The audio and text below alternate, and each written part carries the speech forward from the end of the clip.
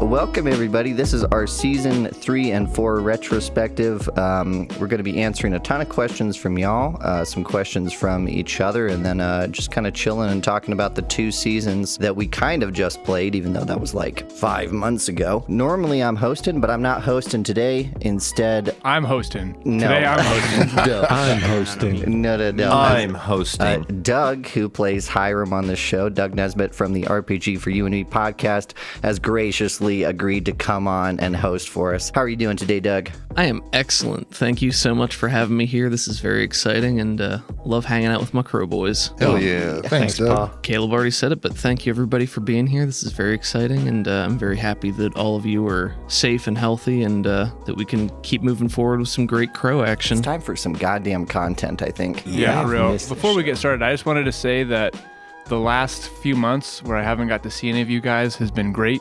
And I'm honestly... Shut your mouth. The only reason I'm excited to get back to recording this is so that we can speed to the end, so I don't have to see you fucking assholes anymore. I get it. I get it. Yeah. I get If it. I can, virtually, it's tough to connect with people virtually. Yeah. It's Dark times. it's been a thing that we've struggled with, since day one, knowing that I was going to record virtually. And, if there's one blessing behind it all, it's that I don't have to see Cameron's fucking face because he sits off camera. That joke was worth it. Bravo. It was well executed. Do you guys remember when in our first retrospective, I think we told people to send us whiskey? Fucking Austin sent us whiskey, dude. Yeah. Thanks, Dude, Austin knows Alchemist. what's good. I'm also drinking your whiskey right now, Austin, as well. So. Thanks, buddy. So keep sending us whiskey. All you guys. Just give everybody sending us whiskey. whiskey. Okay, Doug, what do we got? All right, well, let's just start in with some questions and see where the night takes us. That sounds good to everybody. Yeah, It absolutely. doesn't, but I'll do it.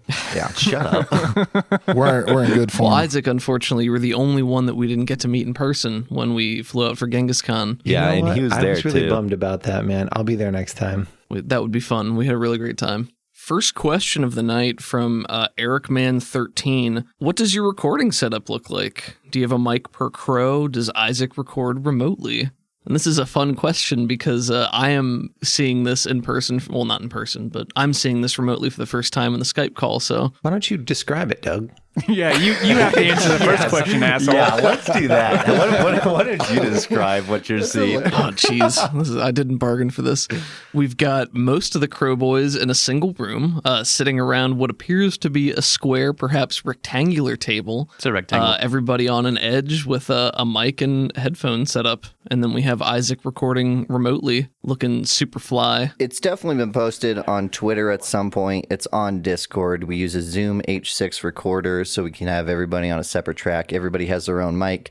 Pretty much everyone's on Shure 38Bs or something. And then Isaac, I don't know what you're on. I'm an Audio Technica 2020. Yeah, Caleb's is much better than all of ours. He made sure. That's not true. He made sure to get That is the not best true. quality. I'm on a Blue Yeti, but that'll be changed whenever I get into a house. Eventually, I'm going to set up like an actual recording because for a long time I had to take this on the road with me, so it was a portable setup that would pack in a bag. So I would record in hotels. Luckily, I'm not doing that anymore, so I can have a permanent setup, and I'll probably switch to a Shure. Doug, could you describe for the people listening just how amazing the chord management is? Yeah. There's a subreddit on Reddit for packing wires in an aesthetically pleasing way, and I would say that this is maybe not quite adjacent to that subreddit. You mean wire spaghetti? Is that Wire what we got spaghetti. I going was on? thinking spaghetti. You know? Caleb just keeps this in a bag, okay? He keeps it in a laptop bag. And then every time we record, he has to whip it out and put it on the dining room table, okay? Look at this guy. This So guy it's- over here defending Caleb. It's not like we have this is just his dining room. Yeah, man, for real. And I set it up, take it down every single time. Yeah. It's like That was my next question. If this was a permanent fixture, if you guys Nope. it's like a total of an hour setup breakdown. We've thought about setting up permanently because we have the space and we could figure it out. But like, my thought was like we record once every 2 weeks or something, like we don't record that much. So it seems silly to like put everything on hold to deal with that. It's fucking an hour every couple weeks plus elements now. I definitely respect the time investment to do so because our setup is a little more closed off, and I would I'm a whiner, so I would complain to myself if I had to set it up and tear it down every time. I definitely get like He really does. angry. Oh yeah, we're Doug, here. you're not wrong, Caleb. You don't want to show up when he's setting up. That's pretty much worst case scenario. Well, Everybody just leaves me alone. I mean, I kind of want to show up when he's setting up. But at the same time, that probably makes you a lot more intimately familiar with your setup. Yeah, let's go with that. Yeah. Just don't give him a pop quiz on which one of these arms is loose. Yeah. It's mine. Is it just my a arm is roulette? loose. Like you figure out who gets the loose mic? Yeah, whoever and gets you- your first test them out, and then they don't pick that one. Yeah, and you And can then tell it, who you know, has it because they have a bunch of cords piled on top of it to keep it balanced. Yeah. It's Cameron. That's me. Yeah. Do you draw cards, draw straws, deal initiative? That see who sounds like gets a the lot lowest of Clear score? last. Those all sound like mechanics for fair play, Doug, and that's not the Crow way. There's First come, first serve. That's fair. Oh, that was pretty good. What's the what's the next question? Thanks, Eric. Man. Yeah, thanks, Eric, man. Next one is from Adam of Critical IRPG. I'd like to know a bit more about the things you guys discussed at the table between sessions during the time the boys spent with the Upright Gang. But we can recreate this. Oh God, guys, what are we gonna do? Oh shit! Man, we messed up. We fucked up. Listen, I don't know. We shouldn't have done that with the thing on the boat. We I don't probably know should how we're have. gonna get out of this one. Lucky Yeah. is We could just sit here for 2 years. We That's gotta- a good show. yeah. We can do a time flies thing, right? You know, time passes and we'll just leave and not do anything here. Yeah. No, there's definitely stuff that was a going on good here, recap. right? Yeah, that's pretty much it. Was feel that like- what happened? I mean, it was. It was. though, like we typically I don't know, we'll discuss possibilities, like possible outcomes, but we never do play by plays or anything like that. It's kind of like we just kind of go with what the Yeah. flow takes us. Because we made that first attempt, and I think Caleb made it pretty clear to us that we weren't going to be able to escape just by like sneaking in. Yeah, we weren't going to be able Yeah. to shoot our way out. I did a bad job setting it up. I think it edited out pretty good. I think we talked about you and me, Alex. We talked about some Morbo Mimosa stuff. Yeah, I really wanted to do that. I was like, man, that'd be sick if I could Yeah. lure him back. And I think Caleb just kind of let me do it. I don't know. I think the only that's plan. RPGs, isn't it? Yeah. I think the only plan we talked about was that. I think you brought that up kind of early on that you wanted to try to find a way to get that fucking thing. Well, it was after we tried involved. to just sneak out, and then we got Gatling Oh down. yeah, but I mean that was the same session we got put in there. Yeah. Like that was not even between like that wasn't even downtime. And I wouldn't say it was unfair. I think to me it was like, well, shit, Ellis could definitely just kill some boats. That's not a Yeah, problem we had a lot for of him. time, and we did like I wanted to make sure it was like by the book, everything Right. was rolled for and all that. But like, fuck, dude, we're not going to play out 2 hours of Ellis killing boats. right. So, Yeah, I think for specifically what we talked about in between sessions, it was just kind of a lot of like, oh guys, hey, we're fucked. Like we're gonna spend some time in fucking a prison camp. Yeah. and like that's kind of where Yep. we settled. Yeah. And then Cameron wanted to still smuggle out a gun for some reason. Well, I was gonna try to fucking. I think that's a testament to how like little we actually did talk about it, because Yeah. everyone had like their own plan of escape and like what they were gonna do, and then some of them just didn't pan out as planned. A lot of them didn't. Yeah, a lot of them. In fact, like 90% of them. I really enjoyed that segment when you guys basically hit a wall and had the out of character discussion like, hey guys, this is where we're at. This is how we can proceed. What do you want to do? Because that so rarely comes up in Crows. There have been so few circumstances where you guys were backed into a corner or your options were so limited. But it also felt like you got there very organically. So it was the payoff was still really big when everything came together and you guys did manage to break through and get out. I think it happens more than it appears, honestly, because like I think there's been a lot of times where we're like, oh man, what are we gonna do next? How are we gonna get out of this situation? Thaddeus is Yeah. gonna, I think- Thaddeus is gonna die. What are we gonna do? We Yeah. got a desert in front of us and a creepy forest behind us. Like, what are we doing, I boys? agree. I think the Thaddeus one and then the Upright Gang were probably the two most helpless moments for the Crow Boys, mostly because neither situation could just be solved with sheer violence, right? Like in most of the other scenarios, sure, there's not a lot of options, but you can violence your way out of it. Whereas I think in the Upright Gang, it was pretty clear to us that we couldn't do that, so we needed another plan. Thank you. Yeah. Thank you, Ellis. And then in the Thaddeus plan, we needed another, we can't shoot him back to health.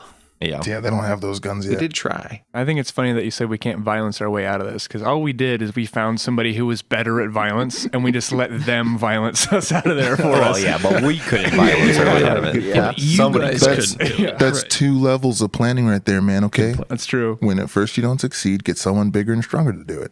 Get a Morbo. Get a fucking Get a nightmare Morbo. creature. And we haven't seen too much of that, you know? The Crow Boys, as Isaac said, that's kind of their shtick, right? When all else fails, the guns come out. So it's interesting to see them in positions where they can't take that avenue. Let's see what happens, man. Yeah. See what happens. It kind of, oof. I mean, you can cut this, Caleb, but it kind of feels like that's where we are right now. So I think this next season kickoff will be real interesting. Yeah, literally this season is going to start with just violence. Nothing flashy. One thing I want to say, I think it's a testament to Caleb's storytelling that the seeds of our own destruction are gradually narrowing, like are gradually coming back to haunt us, right? Like our options set as a group, as like people and characters, is progressively getting limited because of how often we act out.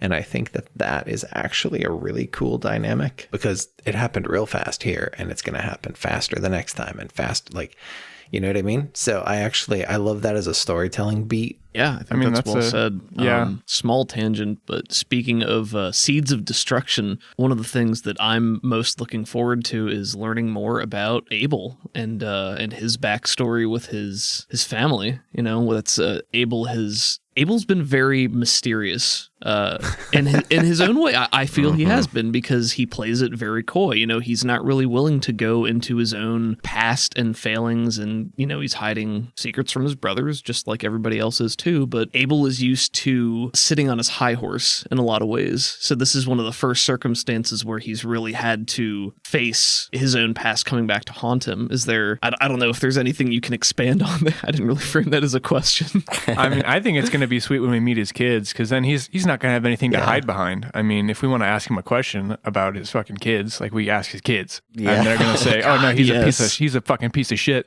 He taught us how to shoot. He beat us, and then he left." You know? You think we're going to meet his kids? I don't think you're. I hope we get to meet his kids. We're going to meet him. I hope we get to. That's the question, right? I don't know if this is the format for it, but it's like, I feel like it's pretty laid out of like, well, you can go after Crane, or you can go after his kids, or we can fucking split the party. I don't know what you guys this is how we talk. So we kind of just So this is kind of how we decide. I don't know either. I'm nervous to meet them. I mean, Oh, of course you are. They're going to spill all your fucking beans, dude. And they're both going to be played by Caleb. So It's going to be weird when we find out that they're fucking. why does it always go? It always goes to that with you, loves huh? Game of Thrones. Loves loves Game of Thrones. Fuck. Move on to the next question, also from Adam, of Critical IRPG. This one is for Lucky, Camera Day. Lucky has tried to keep the boys from going too dark, but without a strong influence for integrity. Who are the Crow Boys? I guess that wasn't really for Lucky. Well, it is now. it is. Allow me. Lucky, who are the Crow Boys to Who you are we, without dude? strong integrity? Why did you choose us? That's kind of a tough one, and I feel like it changes season to season. And without a strong sense of integrity, they kind of turn into murder hobos, in my opinion. And I feel like that just kind of devolves into madness. So I think we need to constantly kind of keep integrity, but also kind of keep them being themselves. I feel like every Crow Boy has kind of been doing their own thing, right? And they're gonna just continue to do that. Like, sure, Lucky's, pointed out, hey, I don't think this is the right thing to do. I don't think we're the good guys here.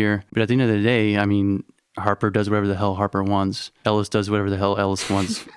There's no voice of reason. You're looking at what the Crow Boys are already.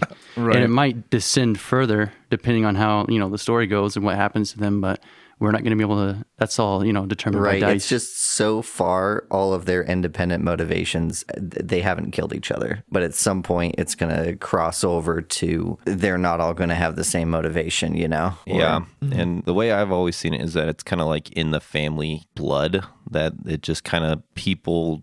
This family does like eventually devolve into this unless given like a purpose or something to fight for. In our family, the only way we were ever taught to solve problems is with a hammer. So everybody's hammering different problems, but they don't handle it any other way. Every time that one of the boys comes up to a personal problem, they're just like, okay, so I'm going to fucking find my way to like destroy this situation and then move on. I feel like Lucky recently has been, I guess the voice of reason. He's been the one who's arguing against violence more often than not. But has it ever influenced the behavior or the decisions of another brother? Or has it been more of just like a, Hey, commentary. don't do that. Commentary Hey. on the situation. That's interesting. I think it's definitely at least reined back some of the violence. Yeah, I agree. Like the whole situation with when we found the camp at night, when we were looking to when we first found the airship, when we were taking Agent Abel Mayhew. Yeah, Mayhew. We were getting like Abel was like, okay, so I'm gonna set up this gun and we're just gonna kill everybody here, right?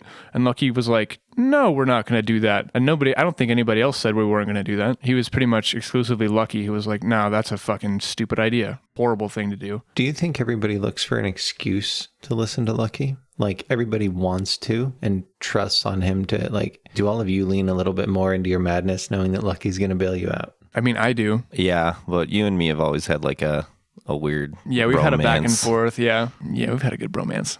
It's been good. I don't know. I feel like Ellis and Thaddeus are kind of just too spirits. far gone. I don't give a shit about what everybody else says. I really think it's interesting how the integrity has shifted more from Harper to Lucky as the series has continued. And Yeah. Lucky has always fulfilled that role to some extent, but I think especially early on, he was a little bit more positive, and willing to go with the flow because he was meeting all of these brothers for the first time, maybe. And he was getting that formal introduction and being included in maybe the way that he wanted to be. Now that he's more on the inside, he's able to flex those integrity muscles a little bit more. So that actually kind of happened pretty organically when Harper began to make his kind of turn from his innocence and more into this sort of Harper we're seeing today, who he might solve problems through violence rather than talking it out. And that was kind of more Lucky seeing his brother starting to degrade into what most would consider an average crow.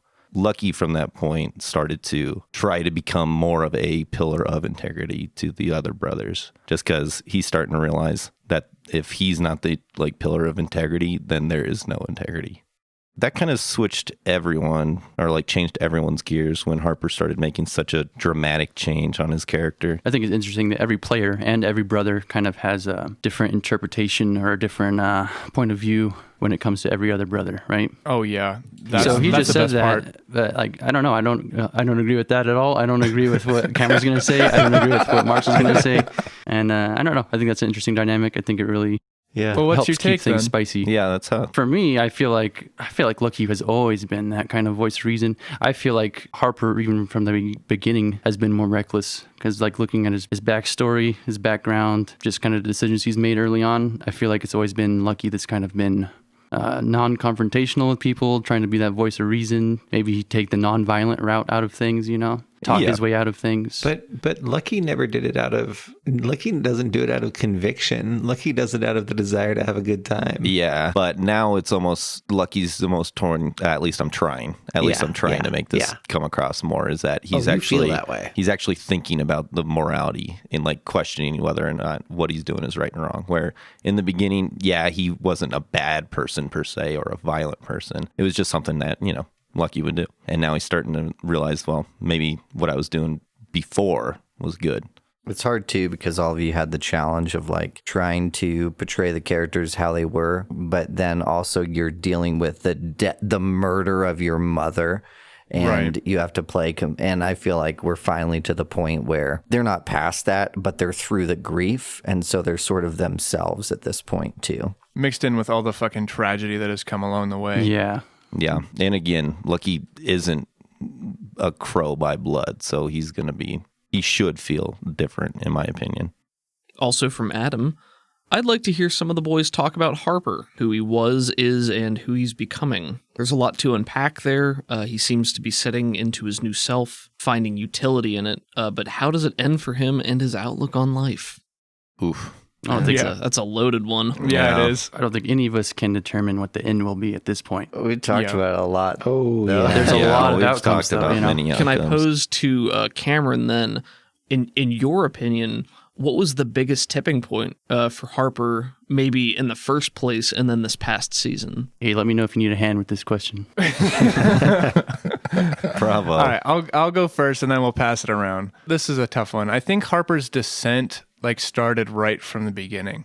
Coming home and, having your mother murdered by a freaking nightmare creature, and just like the slow realization that happened kind of corrupts the way that he sees the world, which I feel like that's what Harper's story is somebody who was an idealist coming into a horrible situation and then starting to realize that the way that he wants to save the world isn't going to work and that maybe the world can't be saved.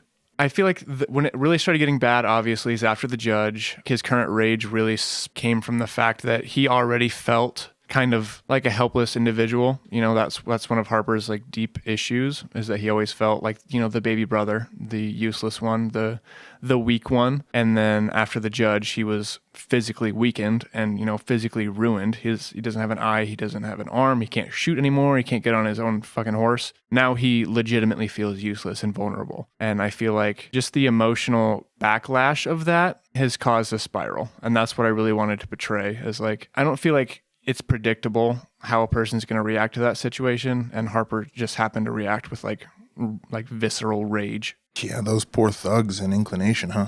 Rip. I've got a... Yeah, what do you got? Oh, boy.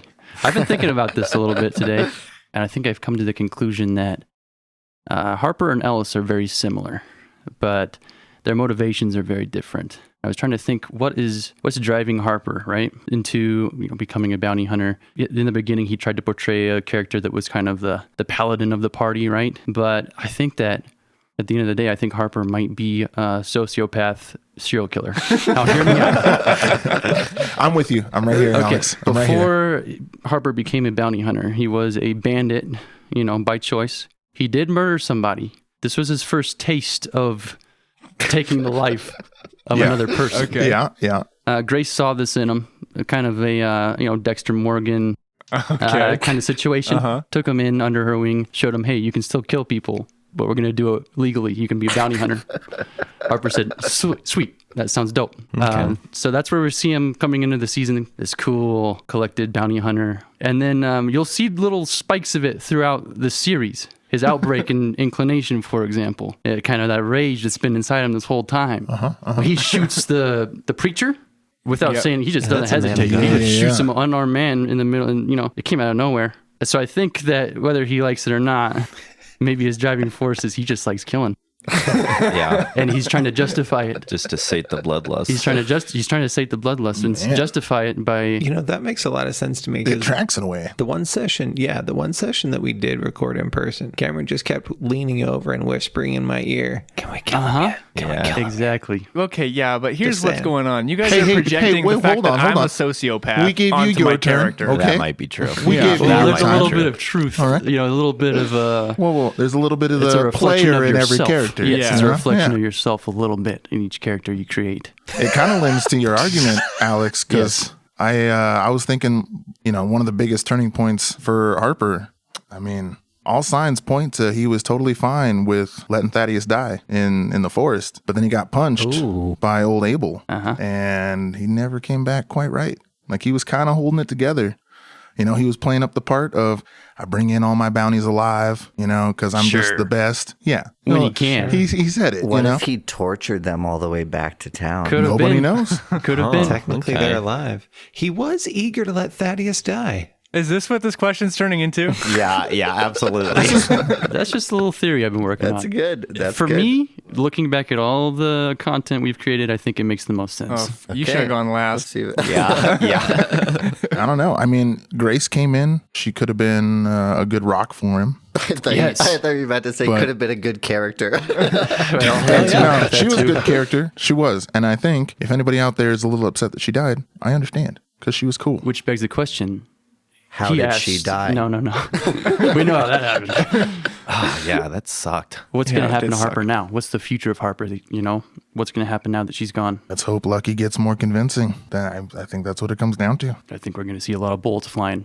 We might. I found this sweet photo on the interwebs of a cyborg cowboy where his entire arm turns into a gun barrel. That's oh coming. my god! And I I saw sent that to Season Cameron, 20. and he didn't seem like he was on, but like, I feel like Okay. Caleb, if we talk he for a turned minute. his human body into a revolver, Marshall. Yeah. He literally had he had a cool. big That's cylinder really in cool. his chest. He sure That's did. cool. All right, Doug. Again, write this down. Yeah. Write this down. Yeah. Does anybody else have any Harper takes before we move Nah, on? he's my least favorite character. I think we got to move through these Yikes. questions faster anyway. Next one is from it's Mo Skull, right? Because we call her Mo. Hi, Mo. Hi, Mo. Yeah.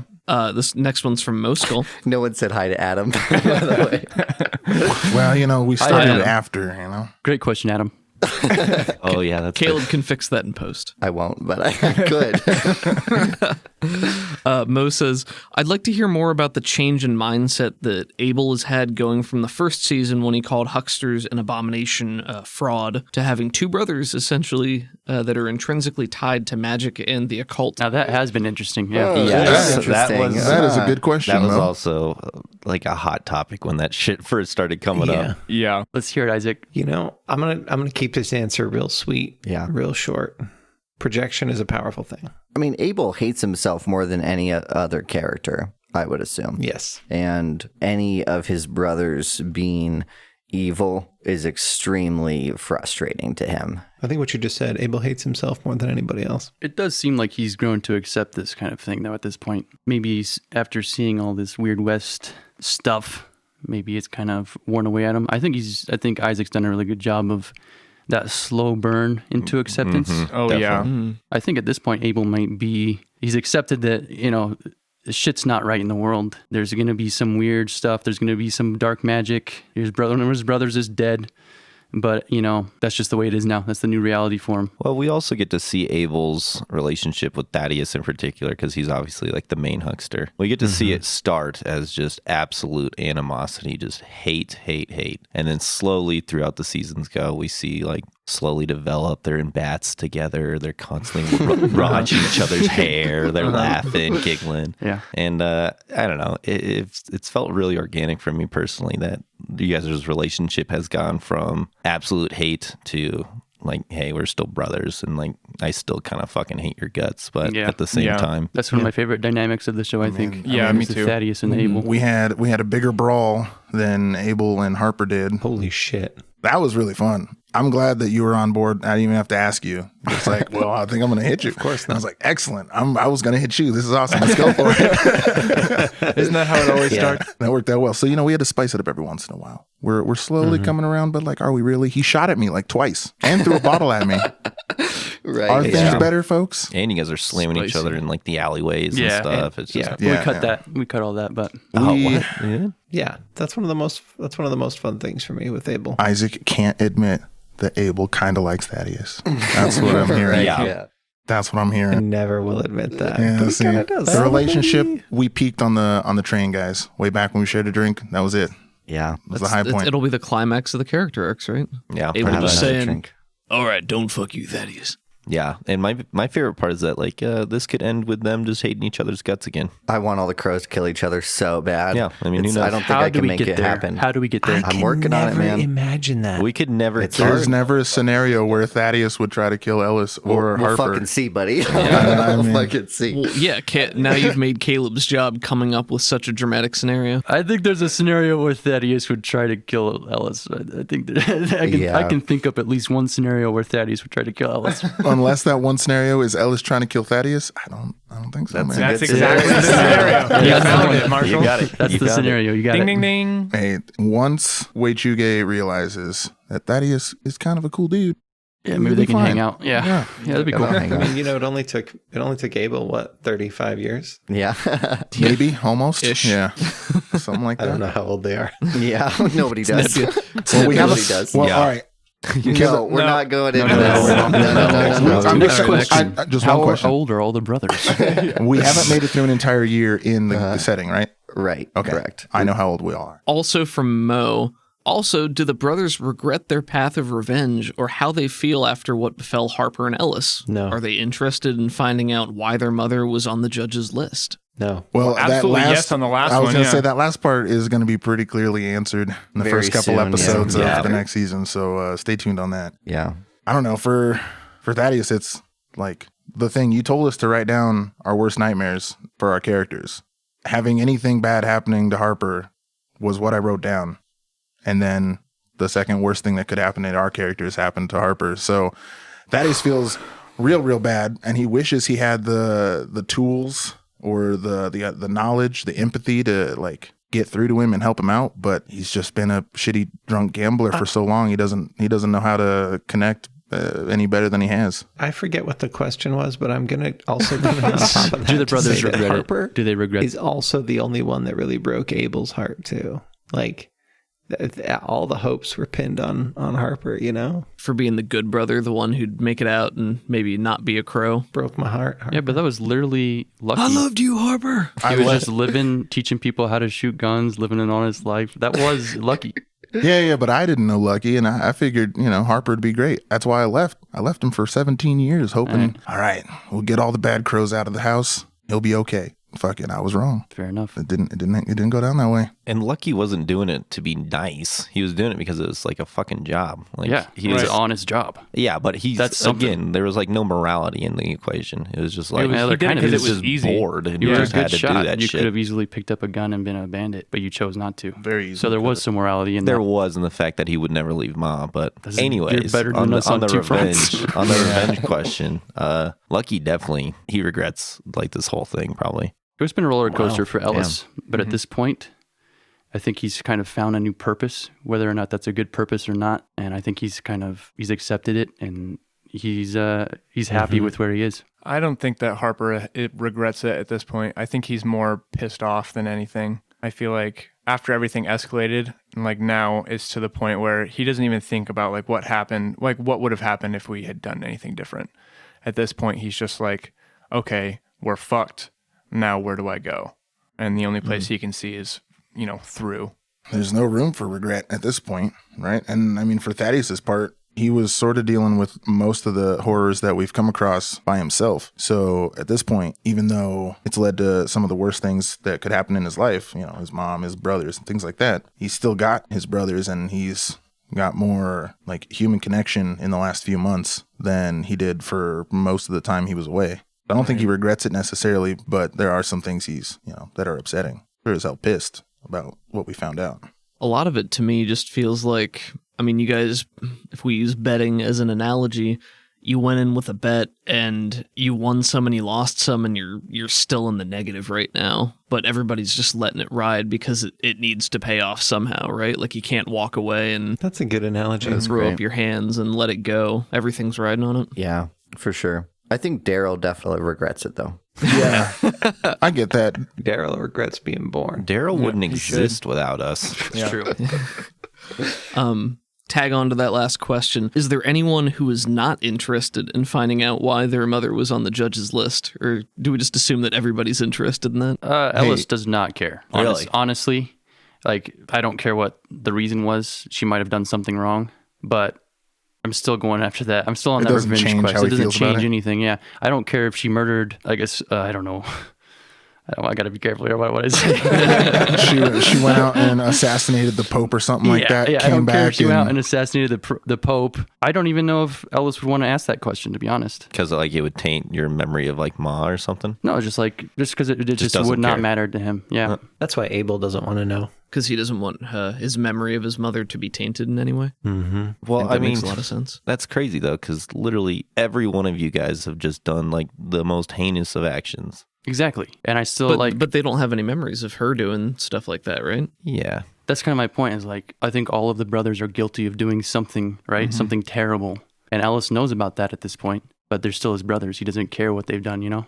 Right. Yeah. For Harper, it's more of just like curiosity's sake. He definitely wants to know. I think he also wants to know because, like, in his mind, she's perfect, and he wants that to be proven by this. He wants it to be a senseless act of violence Definitely to where make him Lucky's coming feel from. better about the fact that he's about to do senseless violence. Yeah. I think that part for me doesn't matter because it's senseless violence isn't that's an oxymoron to me. To Abel, right? Like, All violence is good violence to Abel. well, no, just like, what else is there? I'm confused by the question. You know what I mean? Yeah. That's a very Abel thing to say. Yep. Next question from Ziggy Thorne. What choices did any of you make that surprised everyone? My biggest surprise was Harper trying to stop me from saving Thaddeus's life. Yeah, I think That was mine pretty too. for him. surprising. Yeah. Really? Yeah. I could I not don't. understand. Okay, let me. That flabbergasted No, you don't have to everyone. defend it. I get it now, but in the moment when you were like, "Yeah, this is going to be the thing," I was like, what?" I still don't get I it. feel like so far, so many people have been confused about this that I wanna explain myself. You already explained yourself, didn't you? I didn't. So recently, here we go. Yeah, shut up, Here we Caleb. go. Shut up, Caleb. He pulls out a paragraph. Recently, I was thinking about that whole situation, and I've come to realize that like none of you guys have family members in like your real life that in that same situation you would. I'm not even fucking kidding. What are you talking about? I have an older brother who growing up, I don't know why the fuck I'm saying this on air, but I'm going for it. Yeah. I have an older brother who growing up treated me like shit. Yeah. And was the bane of my existence until, first of all, I was old enough to defend myself. And second of all, he fucking went to prison and I didn't have to see him. And in that same situation, like I feel like Harper's relationship with Thaddeus is the same way. Like he saw Thaddeus the way that I see my brother, like a piece of shit who no matter where he goes, he ruins people's lives. That's harsh. So in that same situation, in my real life, I can say that I have a person in my family that I would rather save a little girl that I don't even know, or even like have the chance of saving her and let him die. Which is, I know, a bummer to say on air and probably not great, but like, I mean, that's truth. Is what it is. No, I love that shit. Thank you for saying Yeah, that. that's a huge insight to your character and, your decision making. I think that's really big. The question is, why does Harper think so little of Thaddeus like that? because when he was like, I think he was like 4 or 5 when Thaddeus left. Mm-hmm. So the last thing that happened is Harper was like in the house, okay? Thaddeus said, "Hey, Abel, like, let me go show you something." Snuck off, beat the shit out of Abel, like broke his bones, like ripped his fucking ear off. Like he came back like bloody and like dying. Allegedly. Allegedly. Yeah, that's the way the story goes. happened. And then fucked off into the night. So that's the last thing that he remembers of him. And then growing up, he just heard people in town saying like, "Oh yeah, fucking Thaddeus, like he was a fucking troublemaker. Like he worshiped the devil. Like, all his life, that's all he heard. And that's the last thing he remembered." And until you like really have hung out with Abel, you kind of idolized Abel. Right. I'm going to change an earlier answer. I now can actually see Harper and Abel coming to blows. I don't think it'll be Abel initiated, but I could see Harper putting Abel down. Oh, I agree. It's interesting. Now. What was just revealed is that Harper hates Thaddeus more than Abel does. He did. In a way, yeah. I think they've grown a lot. I mean, he actually knows him now, which is a fucking thing that he didn't have before. He never knew him. true. He just knew the horrible theory behind him, And Abel's no longer an idol. Right. So a lot of things have Never changed meet your since then. heroes. Yeah. Exactly. Yeah. And I only laughed because the context is you said none of you have family. Just made me laugh. Oh, you're good. I can Okay, say Isaac's face of indignation was especially poignant.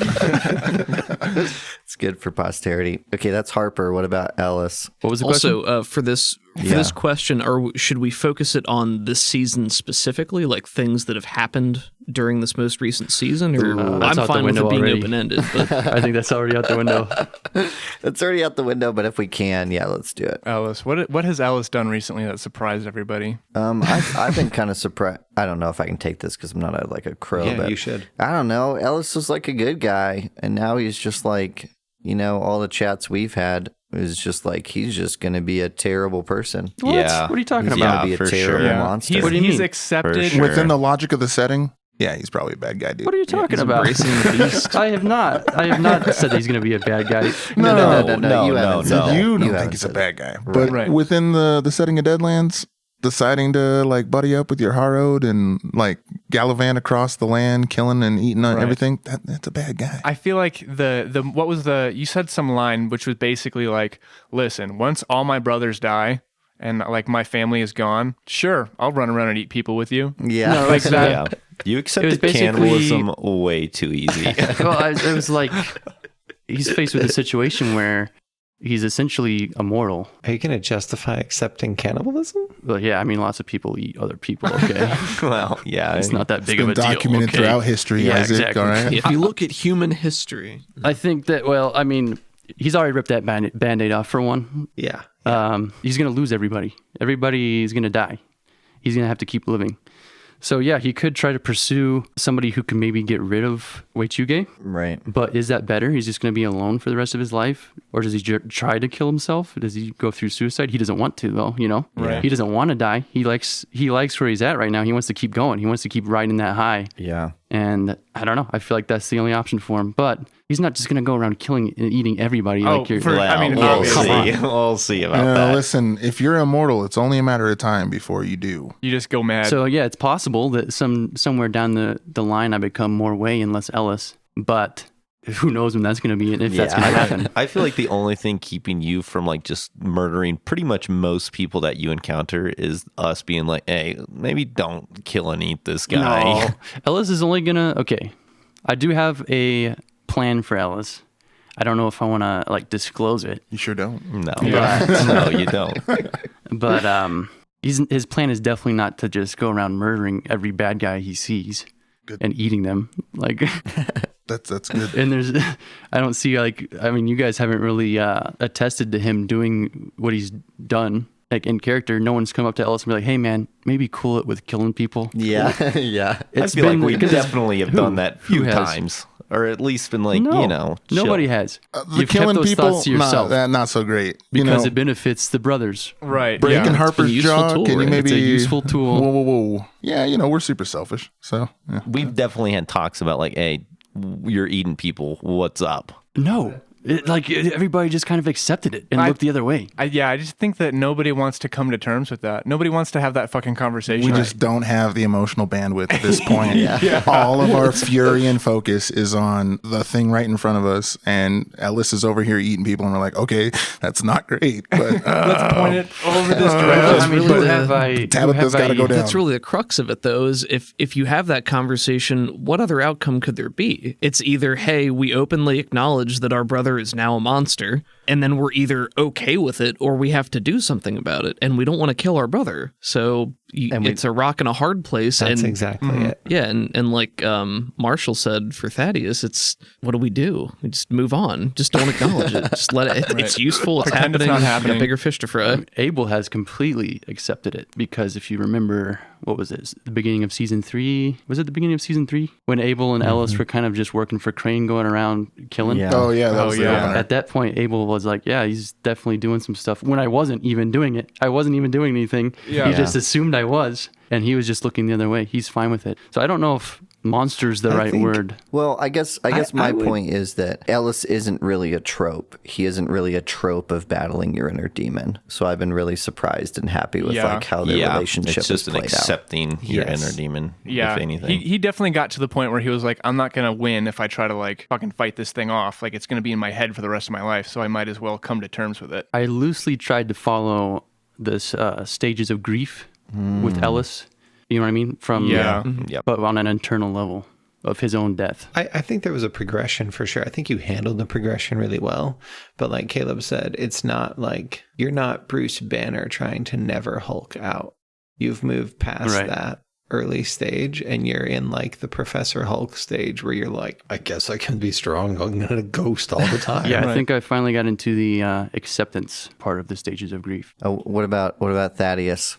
What's the most surprising moment? Is it for Thaddeus or just like, Yeah, let's say, what choices did somebody else make that surprised you? yeah, that's what I thought this question Oh, was. fuck. Yeah, so it doesn't Sorry. have to be Well, about the, that. the original Sorry. question was, what choices did any of you make that surprised everyone? So it's open ended, but I think you we could take flipped it it from up. what choice did you Yeah. make that surprised everybody, or what did somebody else do? That Yeah, we surprised you? decided that everybody was going to go around. Oh, did we? Yeah. Oh, well, I'm breaking it. So So Thaddeus. No, yeah, let's have the answer from Thaddeus. I don't know. I think the one that sticks out in my mind is probably the reasoning behind getting in the fight with Abel in that alleyway in the first place. Everyone to that point would have expected like, oh, there's Abel going and shooting again, and been cool with it. And Thaddeus had other plans, and he was, trying to get more information. He thought we still had some useful intel to grab, and so he, reacted completely differently to Lucky getting shot. And I don't know, I feel like that one at the table surprised everybody. Yeah. I would agree. yeah, for sure. Yeah. So we ruined the sounding yes. we ruined the setup we were doing. We were gonna go around and each person was gonna say what would surprise them about each other person. We flipped it. We Right. changed it. I- As soon as we started this. We can just keep going. Yeah, we can Yeah, just do whatever whatever. the fucking matter. No rules. But yeah, I guess I agree with you on that. So I guess there's Yeah. I guess that's right. I mean, yeah, hey, you found it. Tell me I'm wrong. Tell me there's more than one. I feel like everything else has been like, oh, yeah, that Yeah, makes that's sense. pretty much what he would do. That Yeah. makes sense. I Yeah, can't think of anything else. that yeah. track. It was like, I'm a bad moderator because I don't want to step in and be like, no, stop talking. That's wrong. Yeah, you definitely should. Yeah, we get out of bounds Yeah. real fast. But it's so like, yeah, engaging. That's we what get out people of want to the hear. content They out want of to us. hear you guys have a nice ramble and have that dialogue between you. Hey, I'm a fan of the show. I get a vote too. Yeah, That's it's true. Yeah, You there do you have go. the best There you go. perspective on this right now. All right, Lucky, what did you do that Yeah. surprised? Well, I guess we're trying to figure. We should decide for him, right? We should be What like. surprised us Well, most? fuck that you Lucky- guys. Yeah, Why- let's do that. What Okay, did yeah. Lucky do that Focus surprised on- you Okay, guys? Lucky not wanting to kill the father was actually kind of surprising. for Yeah, sure. that was. Yeah. How nonchalant, and maybe he would have anyway, but he was way more kind of like chill with it. And he had like, it seemed like he had forgiven the guy way more than I expected. Yeah, like that whole time was very surprising to me the way he acted. I think that was a good telegraph for Harper and Lucky switching the moral compass. You know. That was also after we had just killed the judge, and Lucky had also come to terms with he didn't feel any better after the judge is dead. Like he still feels the pain of his mom loss. Oh, that's huge. Yeah. And so that was him kind of coming to terms with we can just keep killing everyone we see, or we can like try and actually do something different. Right. And he actually wanted this to maybe be as like an indication of like a possibility that Harper could kind of learn from, which Didn't work out, obviously backfired. Back You to know, my quite theory. hard. Back to You my dropped theory. that quiz a little too early, And man. that's kind of why when we actually get to see Lucky's reaction to the dead father, it's less relief and more just like, who shot this? Harper did. Harper just murdered a man. And it's Right. just, I don't know. And so that was kind of the reaction I was trying to give off, Yeah. was more shock that his brother has completely abandoned what I thought he was. That's really cool. That was interesting to me as a listener, especially given everything that we know and are led to infer about Lucky's past and his relationship with these people, for being concerned with general well-being and the greater good of people overall. The possibility of leaving this man alive to continue doing what he's doing and bring more of these young souls into the fold to happen, have exactly what happened to him happen to more people, that was surprising to me. I don't know if Lucky would be willing to just be like, all right, get along now. I think it would be more like, we have to put an end to this somehow, but the end doesn't have to be murder. This will Right. be whiskey pouring on Mike. Sorry, y'all. Sorry, listeners. You're welcome. Well, that's not surprising now. Now that it's been explained, it's not surprising at all. That makes perfect sense. Yeah, it does. What did fucking Abel do that surprised everybody? Season 1. Oh yeah, Yeah, that was the biggest we surprise for didn't me. talk about it in the season 1, season 2 Ooh, retrospective, then let's talk about it. but the way he handled the Marsden boys Yeah. was That quite was surprising. recorded, by the way, recorded separately from the session we were playing. Yeah. So I- none of us heard it I- until that episode. I was aired. there for that because I was Eugene. Oh, okay, that's right. Yeah. But I forgot. Yeah, you got shot. You and did I was such a like, good job with that. I forgot it was I you. was like, oh, whoa, this is a different show. I didn't realize this was going to be the This way is we what were going this to is do. gonna be? This is what we're Dude, doing. he even fooled me playing Cole. Like, I remember playing Cole and then, like, legitimately trusting that Abel was just going to, like, let me go. You know what I mean?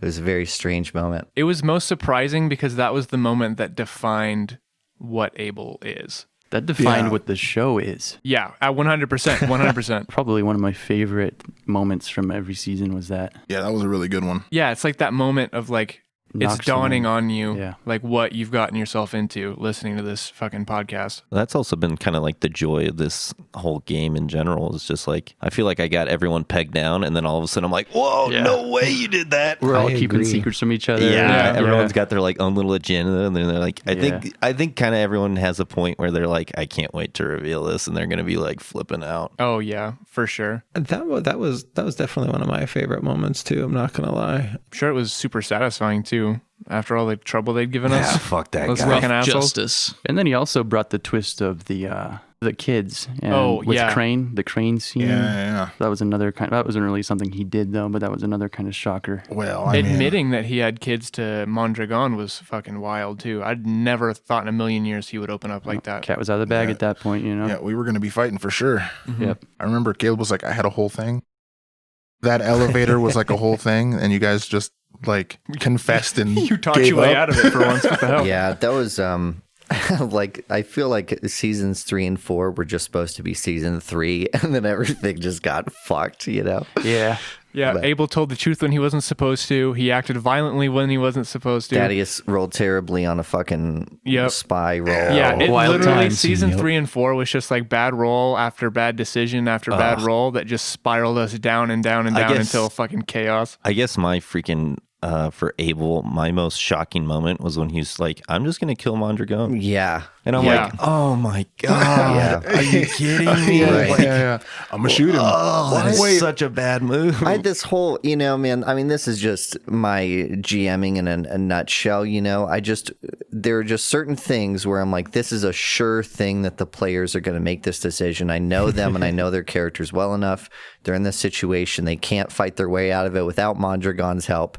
And yet they're so fucking spiteful that they'll shoot him anyway. Throw boys, You know, baby. I told Caleb early on when we were talking about Abel that Abel was going to apply a hammer to every single problem without fail. And there was going to be there's no arc. Because I think for me to play a character who's on a trajectory, but not an arc, is a very, very new and different thing. And that's been very, very fun to explore what that means, but also like to get to do it in collaboration with everybody else. Because you're right, what you said, Cameron, around like everybody is still surprising. Like we feel like we have these characters dialed in, and there's still new surprising stuff that happens all the time. And that part is like the true delight of getting to play a game with you guys. Well, there's one more thing I was surprised about Abel. He Oh, Abel gets a lot. he Abel's had getting it all. the whole reveal to Mondragon that he had kids. And then for like 2 or 3 episodes in season 4, he refused to say anything or invite any conversation or show that he had any real conflicting emotions about the scenario. And he just didn't want to talk to anybody about it. I was like, well, man, like the whole reason we're out here is because of these kids. Well, I mean, kind of own up to this shit, or We're just out here. We're just out here going through some crazy shit, and you don't. We got You no don't reason wanna for say it now. nothing. are you gonna admit that you have kids, or why are we here? We're just going to keep getting punched in the head for Yeah. no reason. You cared enough to send us on a suicide mission, but not enough to like. I don't know. Explain your damn self. I think it makes sense though, right, for Abel, because he's Complicated. It makes he's sense a for quiet. Abel, He doesn't like I to talk about suppose. things, you know. Yeah. And I think this is another situation where Ellis does not care. He just cares. It's my brother. He's in trouble. I think everyone was kind of that way too, where it was just like brother says, "Let's go." I mean, shit, let's go. Yep. I think there's also just the implicit they're family, right? There are more crows that you didn't know about that, you know. Maybe there's hope for these ones. Well, It doesn't sound like it. Yeah, and I think that was one of those unspoken things, but then Abel did come out and, you know, speak negatively about them, which, you know, it's Abel, so who knows how truthful that is. But it goes back to the self-hate and the shame of, you know, why wouldn't Abel talk about them, or why does he feel so adamantly about them this way? I don't think me or Isaac know until we get there and play it out, to be honest. They're just totally normal that's a real people. good They're way not of saying even. it, They're not yeah. even outlaws. They're just trying to make an honest living. They just work at a bake shop. They got fucking framed by Crane Just had the wrong last for name. leverage. They love eclairs. well, I got another one for Abel. No, I'm just kidding. Although I got one for Caleb. Yeah. I would say the most shocking moment you did for me was we're like set up this whole time like Ellis has a wife. She's gonna be so fucking mad. Like Yeah. she's gonna be broke. Yeah. And then like she shows up and she's like, "Oh, Ellis, you're dead." I'm like, whatever, dude. Come on home. Like we got fucking the casino to run. Yeah. Well, I think That was that- shocking okay. to me. I I was think- just like, how is she so cool with this? I think that she's not. Like me and Caleb have not really talked about this. Okay, so I kind of have the same perception.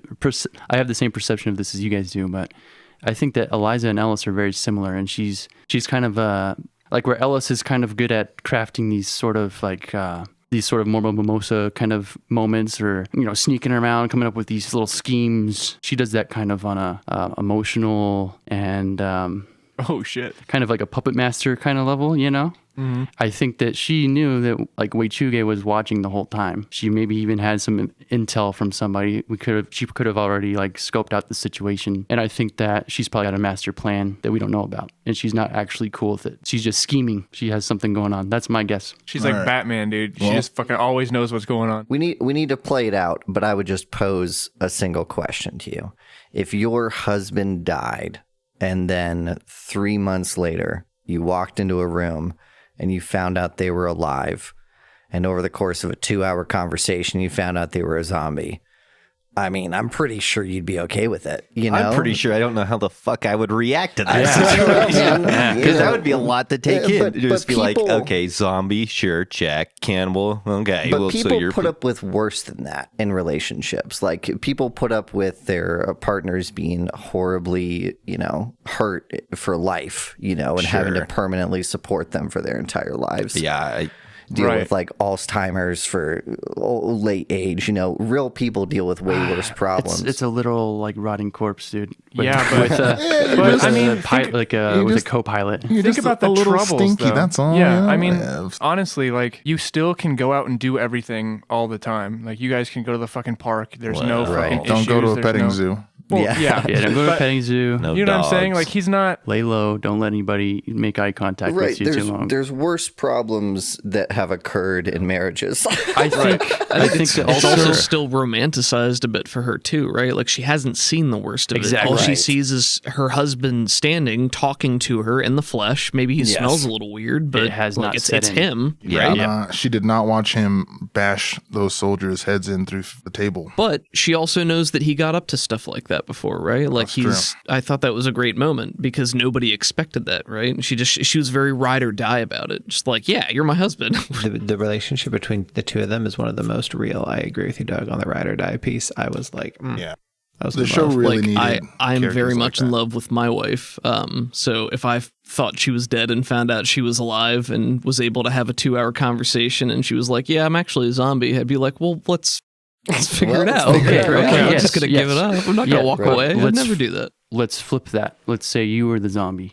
You died. You came back from the grave. You're a rotting corpse. You've got this weird thing in your head that sometimes takes you over and makes you eat people. Do you want to go back to your wife, or do you want to just let her have that? Oh, he's dead. No, of I'll course move on. not. Oh yeah, I totally understand. I would Allison's never want that perspective. for my wife, but I also, looking on the other side of that, I know that I would be unwilling to accept. Like if she came back and said that to me, I would be unwilling to just give it up so easily. Yeah. No, it's hard to say not having to live through that situation, but Maybe one day, Yeah, hopefully not. No, God, I see, hope that's the not. magic of our Hopefully not. RPGs. also from Ziggy Thorne, is Lucky going to pie face some fool with that burning hand anytime soon? Oh, yes. Dude, I hope so. Yes. Oh, man. We'll get into that. He got like a little taste of it with, That'd be so fucking with the brutal. father for a I got- second. yeah, I got a little damage. I got some cool mechanics for you, dude. They're Marshall approved. I'm happy to pull them out Oh, dude. Okay, I as soon can't as wait for that. possible. Yeah, the whole burning hand thing has been kind of a weird situation where it's probably the only quote unquote curse that's actually pretty cool. Yeah. In like a sort of the savage world sort of sense. In a practical sense, it would probably be like the worst thing possible. I really liked the idea that all of the brothers have these, which they haven't talked about at all because they haven't had time probably, but all of them got really uneven, unfair curses. Yes, for like, sure. all of them, like Harper lost an arm and Ellis just kind of has some maggots in his chest. Which you would know? have really sucked if I was still alive. But Yes, for sure. If you were alive, that would be terrible. it's par for the course now. But yeah, we'll get into that. Also from Ziggy Thorne, what exactly happened to Abel during his time with the Rough Riders? Spoilers, season 5. We'll get yeah, into probably it. not going to talk about that. Does Harper see himself as becoming something like Ellis Jack? Does Ellis/Jack see Harper becoming something like him and Way? That's Let's weird. start with let's start with Harper. Does Harper weird see question, himself buddy. as becoming something like Ellis and Jack? I don't think so. I don't think that Harper. I just like the idea that would be the whole answer. I don't think so. Nope. Next. I don't think he can look at himself objectively enough to think of himself as like fighting inner demons. I feel like he's just like has accepted that this is how shit needs to be. Does Ellis see Harper becoming something like him and Way? Yep. Next question. I kind of talked about that earlier, actually. I think that Ellis and Harper are actually very similar. I think they're kind of driven by different things, but if my theory is correct about Harper being a sociopath, serial killer, bloodthirsty. I'll make it true. Doesn't that also mean that Ellis is a sociopath? Kind of, yeah. So it's kind of, but it's for absolutely. different reasons. Let me explain. Okay. I think that Harper could definitely slip into that role with Ellis, especially once Ellis kind of reveals what he's seen and the beyond. I think that would be a really good excuse for Harper to kind of lean into this murderous side and let that kind of take over, just like he did with bounty hunting and just like he's doing with this revenge quest. And I think that he could definitely pair up with Ellis, or maybe do his own thing similar to Ellis, kind of going on kind of a murder quest to try and cleanse the world of these demons and these evil things. I can definitely see that happening. We call that a crusade. It's a crusade, yeah. I prefer the term murder quest, actually. Murder quest. It's the same thing. And I think Call it what Ellis, it is, right? Ellis kind of is going down the same path, but I think that he's driven by just this kind of thirst for this adrenaline, right? He's always been driven by this, and it started out from like a young age. Like I knew this guy who was in the military with me, who was in infantry before, and he was kind of that same mindset, just kind of this, even from a young age, very adrenaline junkie. So he went to infantry, and then he kind of retired from that and joined my unit. And he told me that when he's deployed, they got shot at like on a daily basis, right? And when he returned home, it was very difficult for him because everything just seemed so boring. Because once you've been shot at like that, going to the fucking grocery store just doesn't do it for you anymore. So he would do things like he bought a crotch rocket and he would do all this crazy shit. And I think that's kind of what's happening with Ellis, right? He moved out, he became this railroad guard. He had some confrontations out there on the range. And I think this kind of at this point, he's just trying to keep on chasing that high, right? And it's got to get bigger and bigger. Yeah, it's got to, because... Wait. And so you think that's what Harper's doing? No, this is what Ellis is doing. That's why they have the same path, different motivations. Right. I think. Yeah, Ellis is out for the adrenaline, whereas Harper's out almost for the rage at this point. He's so fucking... Harper's is way more emotional than Ellis's is. Yeah, it's way better. So cool. Yeah, way cooler. Yeah, Ellis is kind of lame, but Harper's is really cool. good. Yeah. So yes, I do see Harper kind of becoming more Ellis-like. Yep. Does Ellis feel that way though? I think that Ellis would too. Yeah, I think he's seen it. I think he's seen these little spurts. Harper's definitely been the most reckless of the brothers. Which is Hands so down. weird because that is not what I wanted at all. Well, when that's I what made you're Harper. doing. That's what I'm You doing. did a bad job, man. That's what you're You doing. did bad.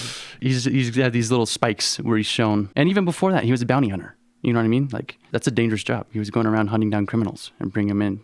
If any brother is going to become more like Ellis, I think and even in Ellis's eyes, I think it would be Harper.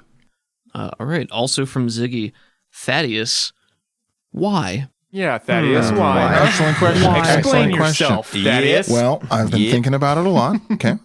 I drafted up a very verbose explanation expounding upon where Thaddeus is at and what he's doing, and to some extent why. That's a lot of words. And to summarize, because. Yeah, I knew you were going to say yes. Well done. Excellent. Well done. I think that's I a great agree. answer to the question. That actually cleared up a lot of stuff for me. Thanks, Me too. Thanks, No? Marshall. That makes a lot more sense now. Well, I'm glad because it was tumbling around It's a tough for question to answer. hours. I didn't have a lot of time with the question, but I thought about it and Yeah. it was most truthful. What sort of relationship did each brother have with Papa Crow? So this will be a one at This a is time. great if that we you're wanna... here, Doug. Yeah. It's great that you're here. Ooh, daddy. Yeah. I love you, Papa. Papi. I love you, Papa. And this is, so as a fan of the show and somebody who's now involved in a limited capacity, this is something that I've, has really been knocking around my head because we've heard bits and pieces over the last couple of seasons about what their relationship with him was like. Caleb played Hiram in a few scenes earlier in the series, but we haven't had too many flashbacks where we get to see direct interaction or hear them talk at length about their relationship with him other than, this is Pa, this is what he was like, and you remember what he was like, and that sort of thing. Well, Lucky has none. Daddy, let me ask you this question. Easy. Okay. Good. We played all those cards. You showed me all those cool tricks. Okay. I thought I was winning you a bunch of money. So why did you never apologize for when you threw that bottle at me? It really hurt. This feels weird. It's only because he was staring at you the whole time. But yeah, I think honestly that Thaddeus had a relatively good relationship with Hiram. He had a gift that his dad was impressed with and fostered, but also You beat the shit out of him every now and then. He was too young to know that it was like he's being super fucking selfish about it. Like, He all didn't those know he was pageant being moms abused. and stuff like that. Yeah. He was being used and abused for these things. And then, he just thought he was getting in trouble for daddy was drinking or daddy lost money and never quite understood what the issue was. So like, he loved Hiram, but why do you have to be so mean? Why, Doug? Yeah, Doug. It's a very good question that I don't know if I'm at liberty to answer.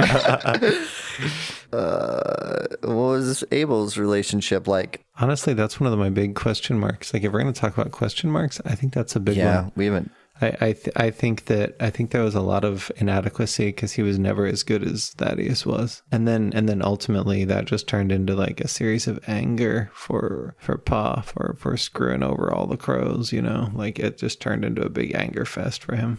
But I would say it's definitely like just started out by really trying hard to impress him, and that was never ever going to happen. What about Harper? I think that Harper didn't have. I mean, he was pretty young when Pa, fucking got hanged or whatever the hell happened to him. I think mostly Ma spent a lot of time protecting Harper from Hiram because he was the baby. He was the youngest. She had gotten the chance to see how he treated the rest of the kids before that. It was kind of a situation where she stood in between Pa and Harper, so Harper doesn't have very many memories of him.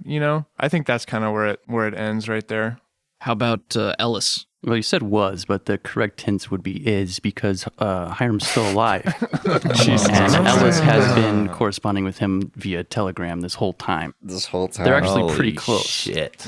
You mean Way has been communicating via telegram? Could have been. No, Could have been. I don't remember. He's been sending Hiram money, Yeah. Mm-hmm.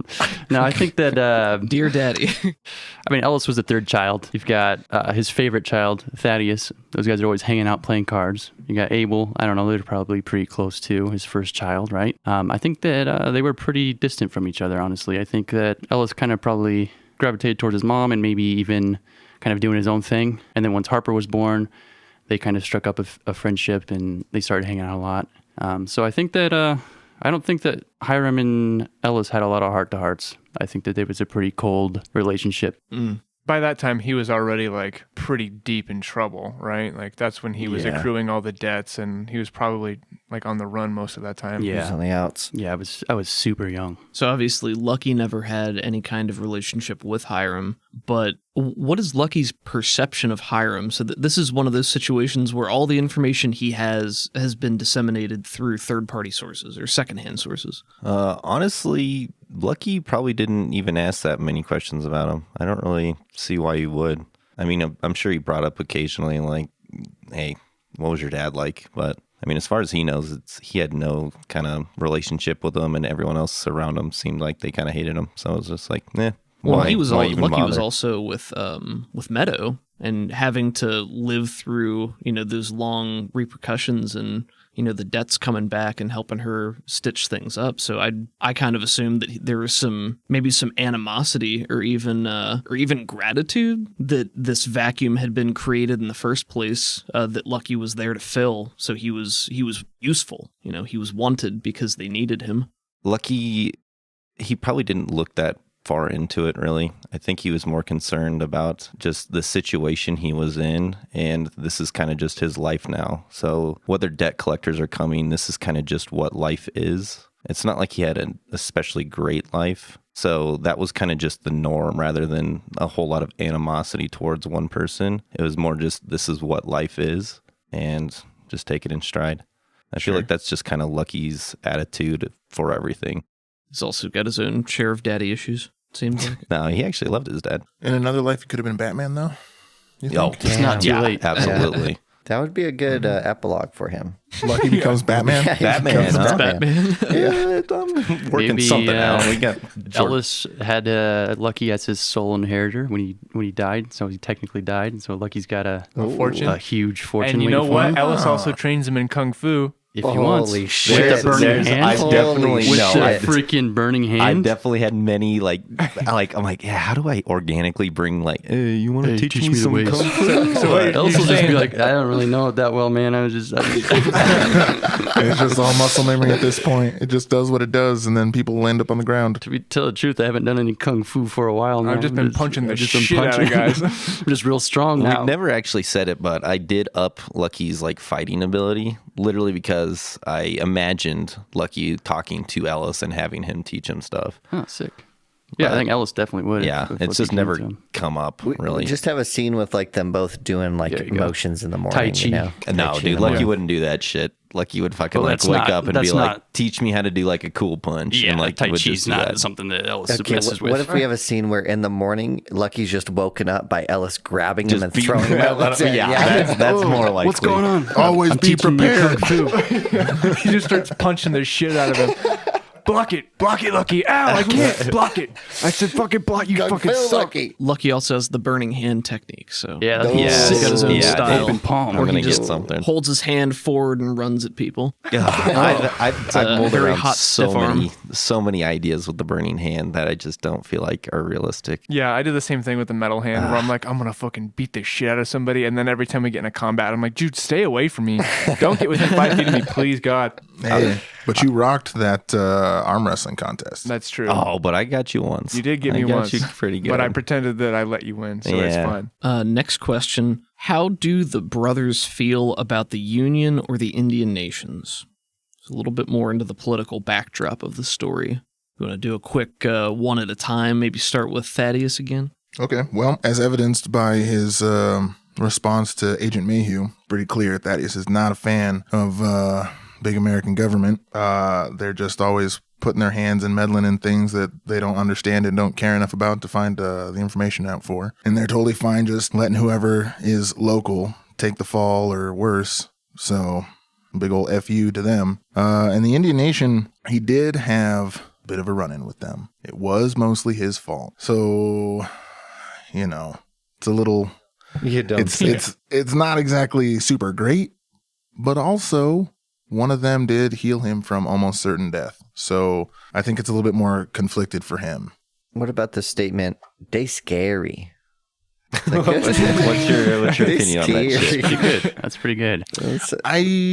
He's not scared. I don't know He's if not he. scared? Well, I think he's so afraid of just about everything Yeah. that the hunting grounds has to offer that some pissed off braves and natives around the area aren't as big a deal. They're just, okay, well, we pissed them off. I don't think he puts too much thought into what he's been doing is encroaching on their lands and taking their resources or anything like that. So really it's just like, well, I came here to do some stuff and they're mad about it.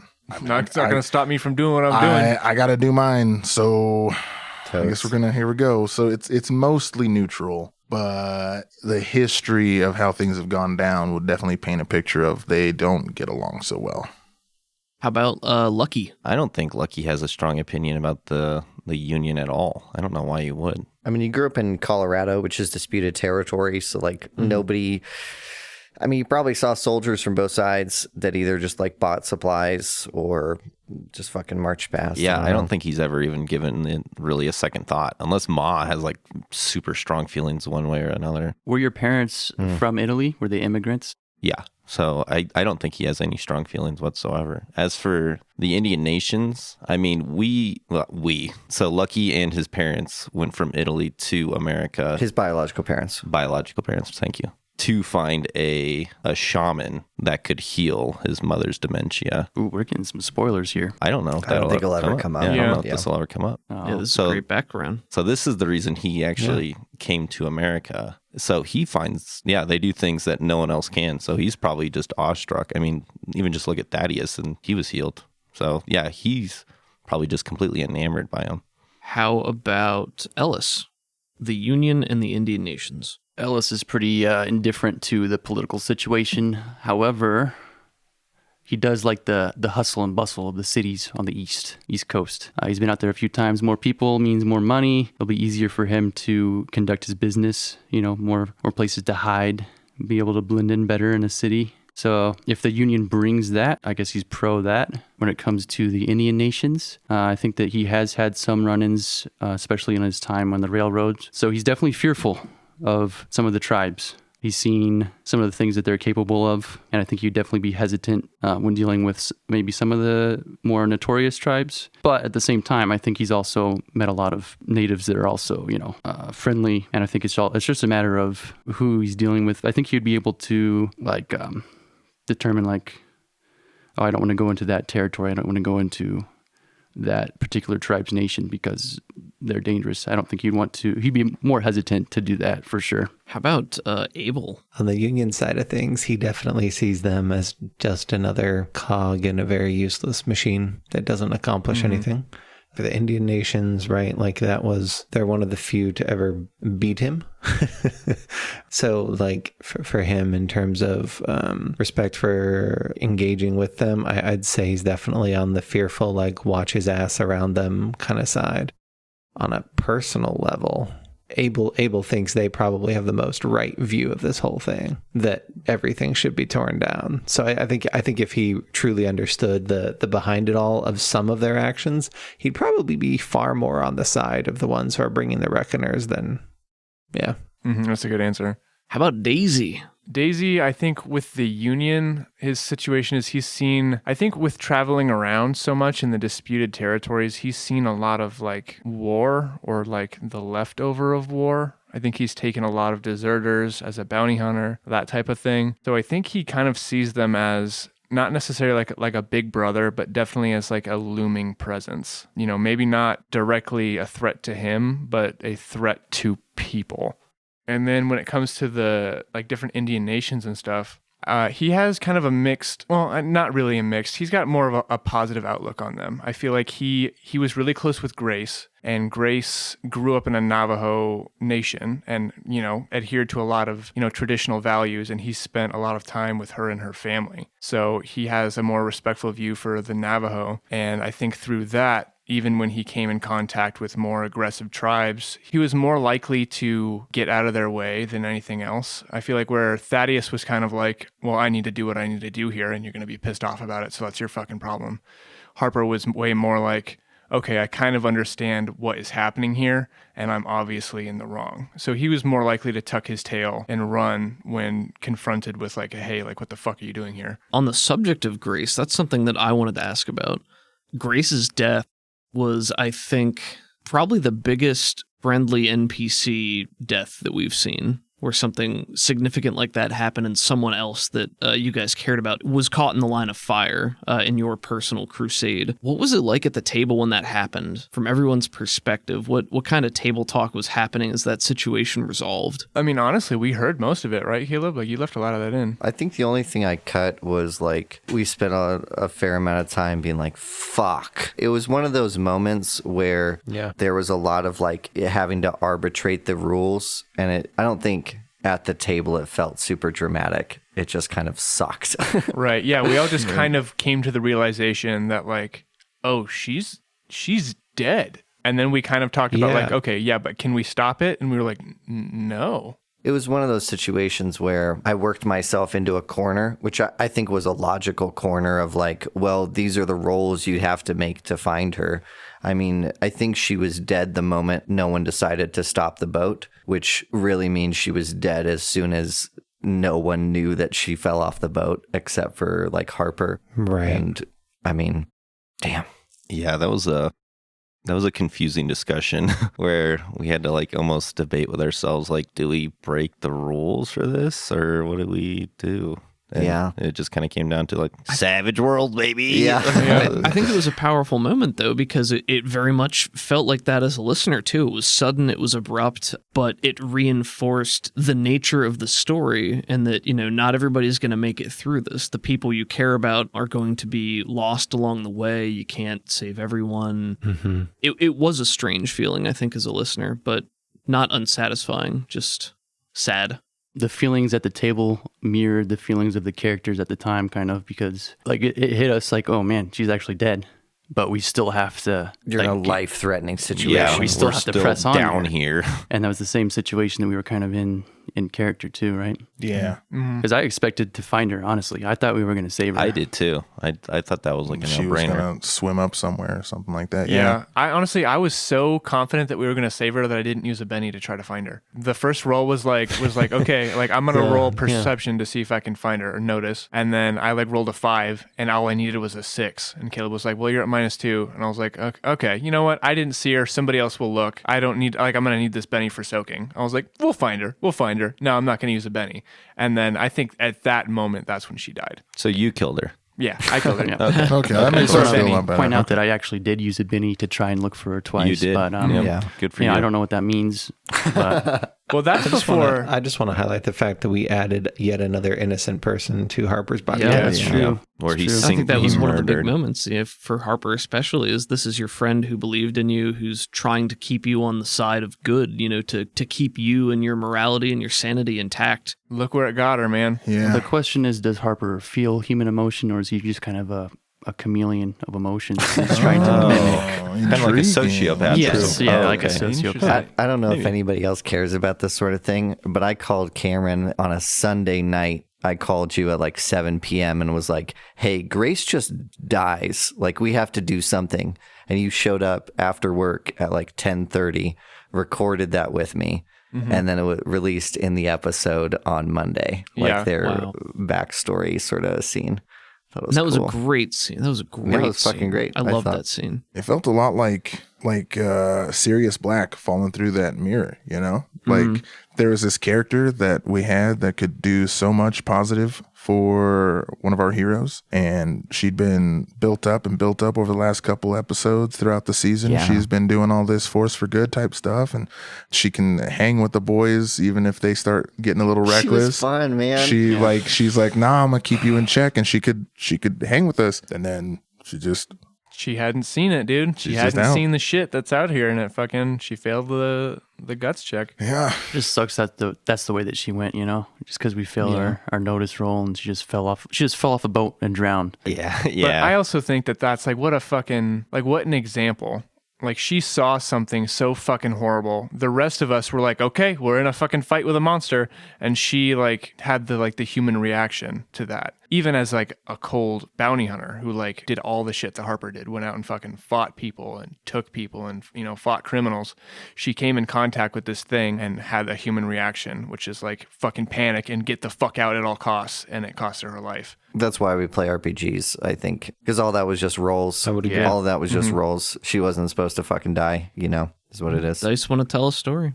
Yeah. Yeah, and the Ellis's best part. story is grab a knife, put it in your mouth, and dive off it, and then punch Shit this out of a thing. shark. Yeah. To be fair, it's done pretty well so far. To be fair, Yeah. Unfortunately, it's That a was bad precedent. that was so fun. yeah. I can't believe that Ellis That was just only got ridiculous. punished for making that sort of reckless choice one time, and he died for it. And even that, he didn't learn his lesson. It didn't turn out too bad for him. It only made him stronger. It strengthened the resolve. I've been extremely lucky with that. How Yeah, you have. how the dice and the cards have run parallel with what I wanted to do with Ellis with his character arc. Which is kill. Which just like Which is punch to death. like what I talked about before with like the becoming more and more reckless, becoming more and more of this adrenaline junkie. He's gonna die, And man. it just- I know. He's not He gonna can't be die. good. Well, It's maybe fine. I don't know. Like, Yeah. but even if I do, like that's the perfect end to Ellis's story. I don't know. Yeah. Next question's actually from Allie, who plays Meadow for the Crow Boys. Do you guys have a process for getting into character before a session? Yes, we do. Whiskey. And letters to Lucky. Yeah, there's the lucky. Letters to Letters to Lucky Lucky, helped yeah. a lot. I listen to the Deadlands playlist that we have, and then I speak in my Harper voice for like 20 minutes on the my drive home, and then like the entire time I'm getting ready, and then my drive here. Yeah, most of us work right before we record. So Yeah. it's pretty difficult to get in that headspace while you're at work. So we kind of have to we have to have a little a scene to kind of set the stage. Yeah, my coworkers got really used to me being like the last like 10 minutes of the shift, just being like, "Hey, can you go pull the ice table? Can you make sure you get that asparagus off? Do you I guess really? it's pretty- Oh, yeah. That's That's fantastic. hilarious. I need to get into it. And they're like, they're used to it at this point. They're like, yeah, you're on a podcast. You do weird voices. I go to 7-Eleven and I go, give me all your money. And then I go, oh shit, it's just a joke. I'm going to a podcast. Two in character. It's about cowboys. That's and why shit. you always have a Slurpee. Yeah, I always get a Slurpee. Okay, Yeah, okay. Explains a lot, yeah. That makes That is part of the perfect process, sense. though. You gotta Getting the get Slurpee. you gotta get a Slurpee. Yeah. I mean, the scenes help for Thaddeus, but really it's just we have this tradition of taking a shot before every recording, and that makes the gravel real easy. And so then I'm just I'm there already. I have to say, hey, everybody, thanks for coming. I really appreciate it. And that's it. That's it. That's all I have to That's do. his anchor phrase. And then he just gets up and leaves, and then we have a session. And he We have a switches to session. the other mic and does Thaddeus' voice, and then he switches to my mic and does my voice. The law is what separates Yeah, we're typically not even here. Yeah, Caleb's usually it's just really Caleb. good. the whirlwind. I have a question for Caleb. Where did you draw inspiration for Tabitha Reigns? G-Man from the Half-Life series. He has a wonderful speech pattern. I just fucking ripped directly.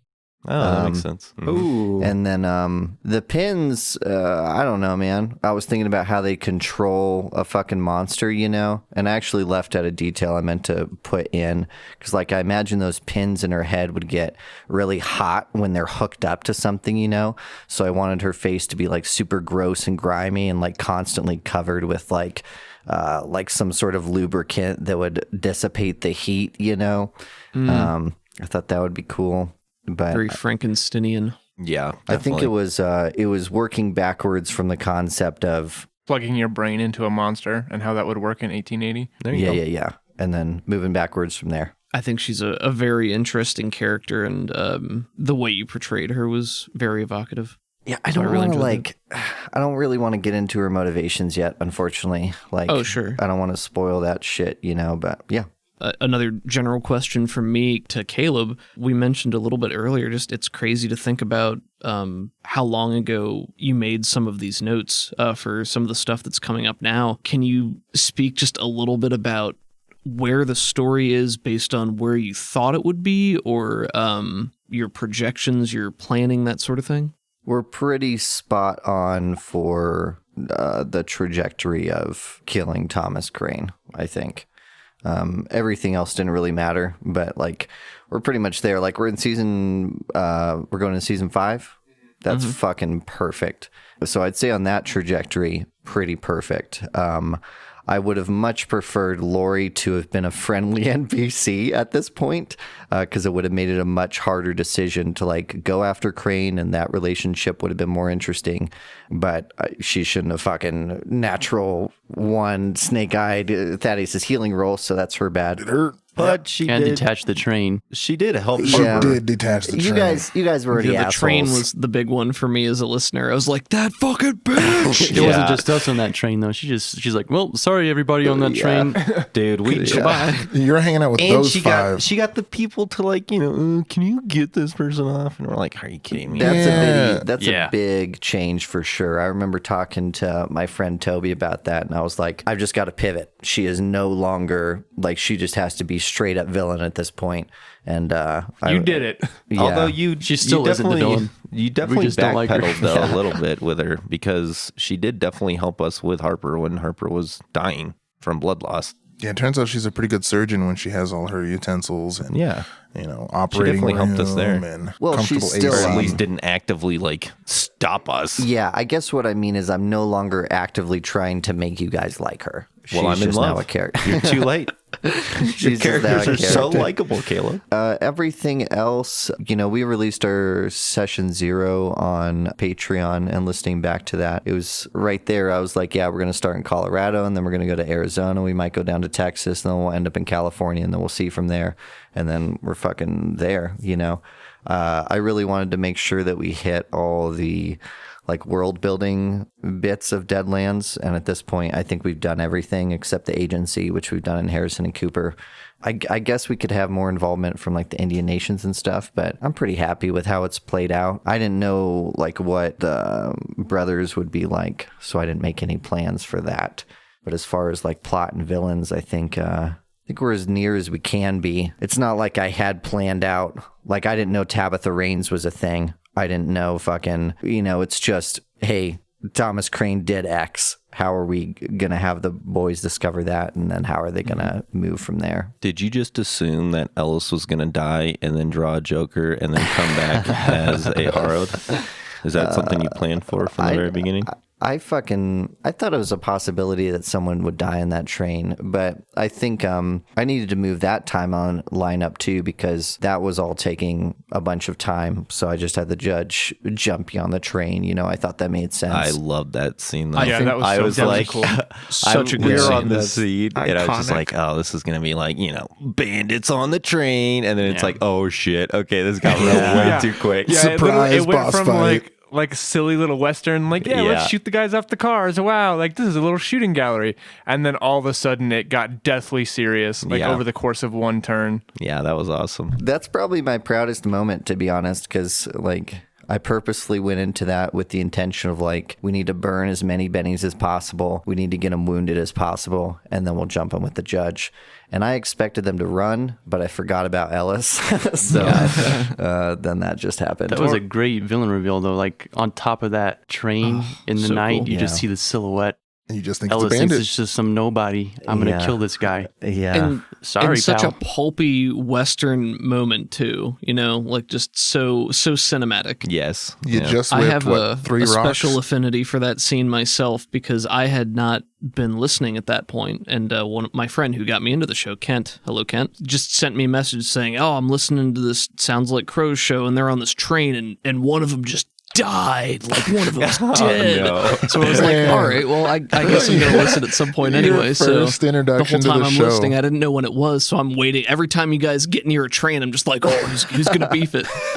And like then the that moment biggest came, spoiler. and I still didn't know who it was gonna be until it actually happened. So it was that's it was pretty very cool. exciting to have sort of that meta level spoiler of knowing it was coming, but not knowing who it was gonna be or how it was gonna play out. It's the one thing I'm always telling people. Like, if you're going to listen to my show, I can't tell you about anything past like the 5th episode, because from there on, you really got to be paying attention, because it gets crazy. I don't know Yeah, what to tell you.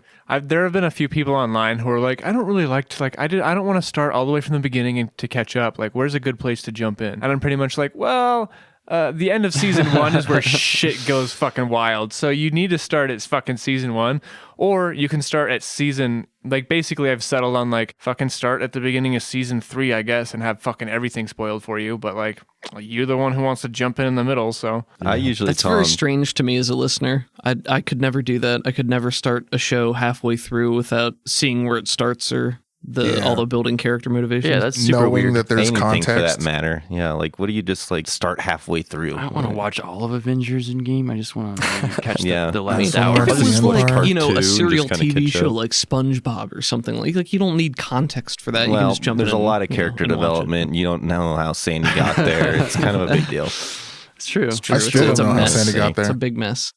Sandy got, yeah, that's a good point. I don't actually know how Sandy got there either. Hey, it was a But good she's shot. from Texas, though. That's what we know. Well, next question, and the last one I have on the list here is for everyone, I suppose, also still submitted by Ziggy. Why do you hurt us so? because it's Actually, you know fun. what? I'm going to direct that to Caleb. Caleb, Hmm. why do you hurt us so? Yeah. I don't know, man. It's the media I consume. I think that we Me- already answered this. Do we? Okay. Yeah. Okay. I don't want to actually. You know what? I'm Yeah, sorry. yeah. You go. I didn't know you were gonna. Okay, let's keep talk going. about our favorite shows and fucking movies for a second, right? We're talking like Mad Max Fury Road, Schindler's List, The Fall, Breaking Bad, Game of Thrones. Well. Let's forget the last season about Game of Thrones. Yeah. I mean, who fucking wants to play a story where nothing happens? I ran several pre-generated campaigns, and I would always get frustrated at the length of the plot and how much it was stretched out. And I would make that argument that the last 2 seasons we just played were stretched out too much. And I was listening to an interview with Bill Hader and fucking Alec Berg, and they were talking about their writing process behind Barry, and their thing was just just fucking skip to the next cool thing. Like, stop saving it. Just get to the next cool thing as soon as possible. I feel like that we set it up so we could have all this internal conflict between all the brothers, which they're absolutely killing. And then I'm just trying not to kill them and make it as hard as possible. I don't know how to fucking answer that question, guys. It's because power fantasies are cool to play, but not good to listen to. Yeah, dude. Like, no one. Yeah. That's there's really no, deep. There's no threat. Yeah, what's There's the no biggest danger complaint about blockbusters in like the last 10, 15 years is if you got to marry super protagonist, it's really lame. Like, they just know how to do everything and they're good at it. Like, no one They always wants to hear succeed. that. Their stakes are immediately like undone the moment that they deal with them.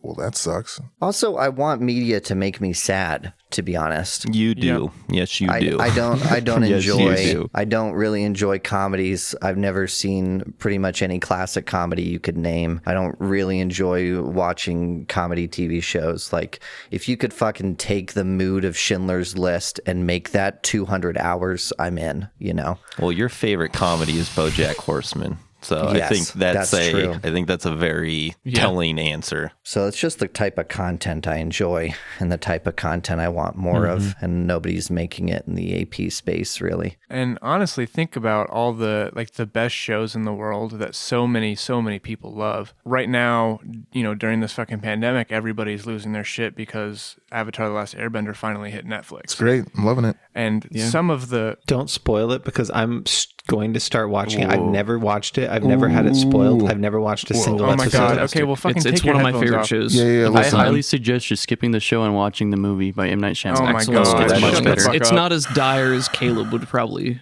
like, but there are very high stakes. I've already and- seen. Real quick, can we just cut the I've recording? already We seen got to the kill James Alex. Cameron adaptation. Also, start at season 3, just because. Ooh, that's when stuff gets good. On the content thing, I will say Caleb and I have been kicking around. Well, I'm sure he has with pretty much everybody here.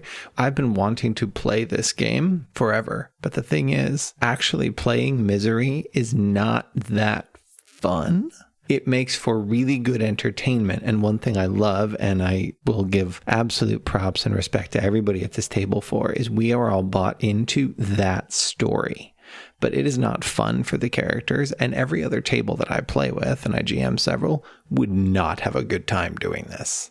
And so I think I've always tried to force it, and that's been a mistake. So it takes both a good storyteller on Caleb's side, but I also think it really takes buy-in from the players, and everybody at this table is bought into that, and that's huge. Caleb, is there a particular reason that you enjoy dramas so much more, and what inspired you to make this into an AP because it wasn't represented in the AP space?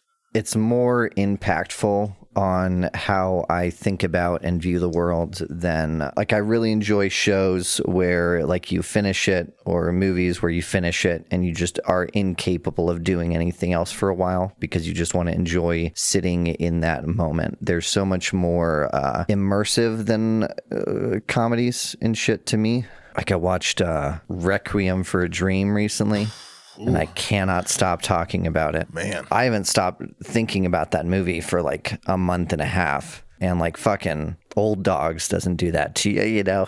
Is it that, I'm sorry, go ahead. I don't know. I'm trying to work through it, man. I've never thought about it before. It's Is it like you feel that dramas more accurately represent the world that we live in, and you like your media to correctly represent that world? Or is it that dramas address higher stakes emotion, and that's really what you're interested in digging into? Something that gets to serious, maybe even philosophical... Dude, that's a really good question. It's fucking, I really like people, man. I really like meeting new people. Like when I'm at a party, I will just find one interesting person and get drunk with them for 3 hours, learn everything about their life, and then never talk to them again. And it's the most interesting experience to me. If you do something that's real high drama, it's all very real, and it's all sort of exploring elements of like fucking we were talking about Ellis and his wife, you know? Like that's just a parallel to shit that could happen to people in real life. Yeah, you know? I think we've been sitting here comparing all of these movies and TV shows to our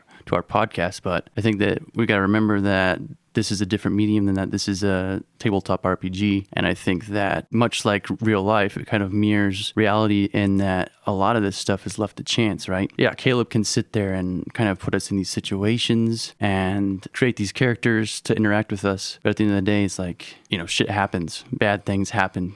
It's just by chance, And I think that's a very unique thing about RPGs. We're reacting to things that are happening much like you would in the real world. And I think that kind of leads to a little bit more drama, a little bit more, sadness and negative emotions, anger, because here we are. We built these characters. We spent a lot of time trying to optimize them as much as we can. But sometimes you just get killed on a train, And that's life. Right. Yeah. You put your whole heart and soul into understanding this person that you fucking made up. And then you watch them go through tragedy after tragedy, or, success after success. And it really can affect you personally, and it can affect your emotions. And I think that's why I enjoy more dramatic stuff, right? Because in what other case do you get to experience the loss that we felt as a group when Ellis died? You don't get that type of shit unless you're watching a show that takes itself seriously. Listening to a show or whatever content you're consuming.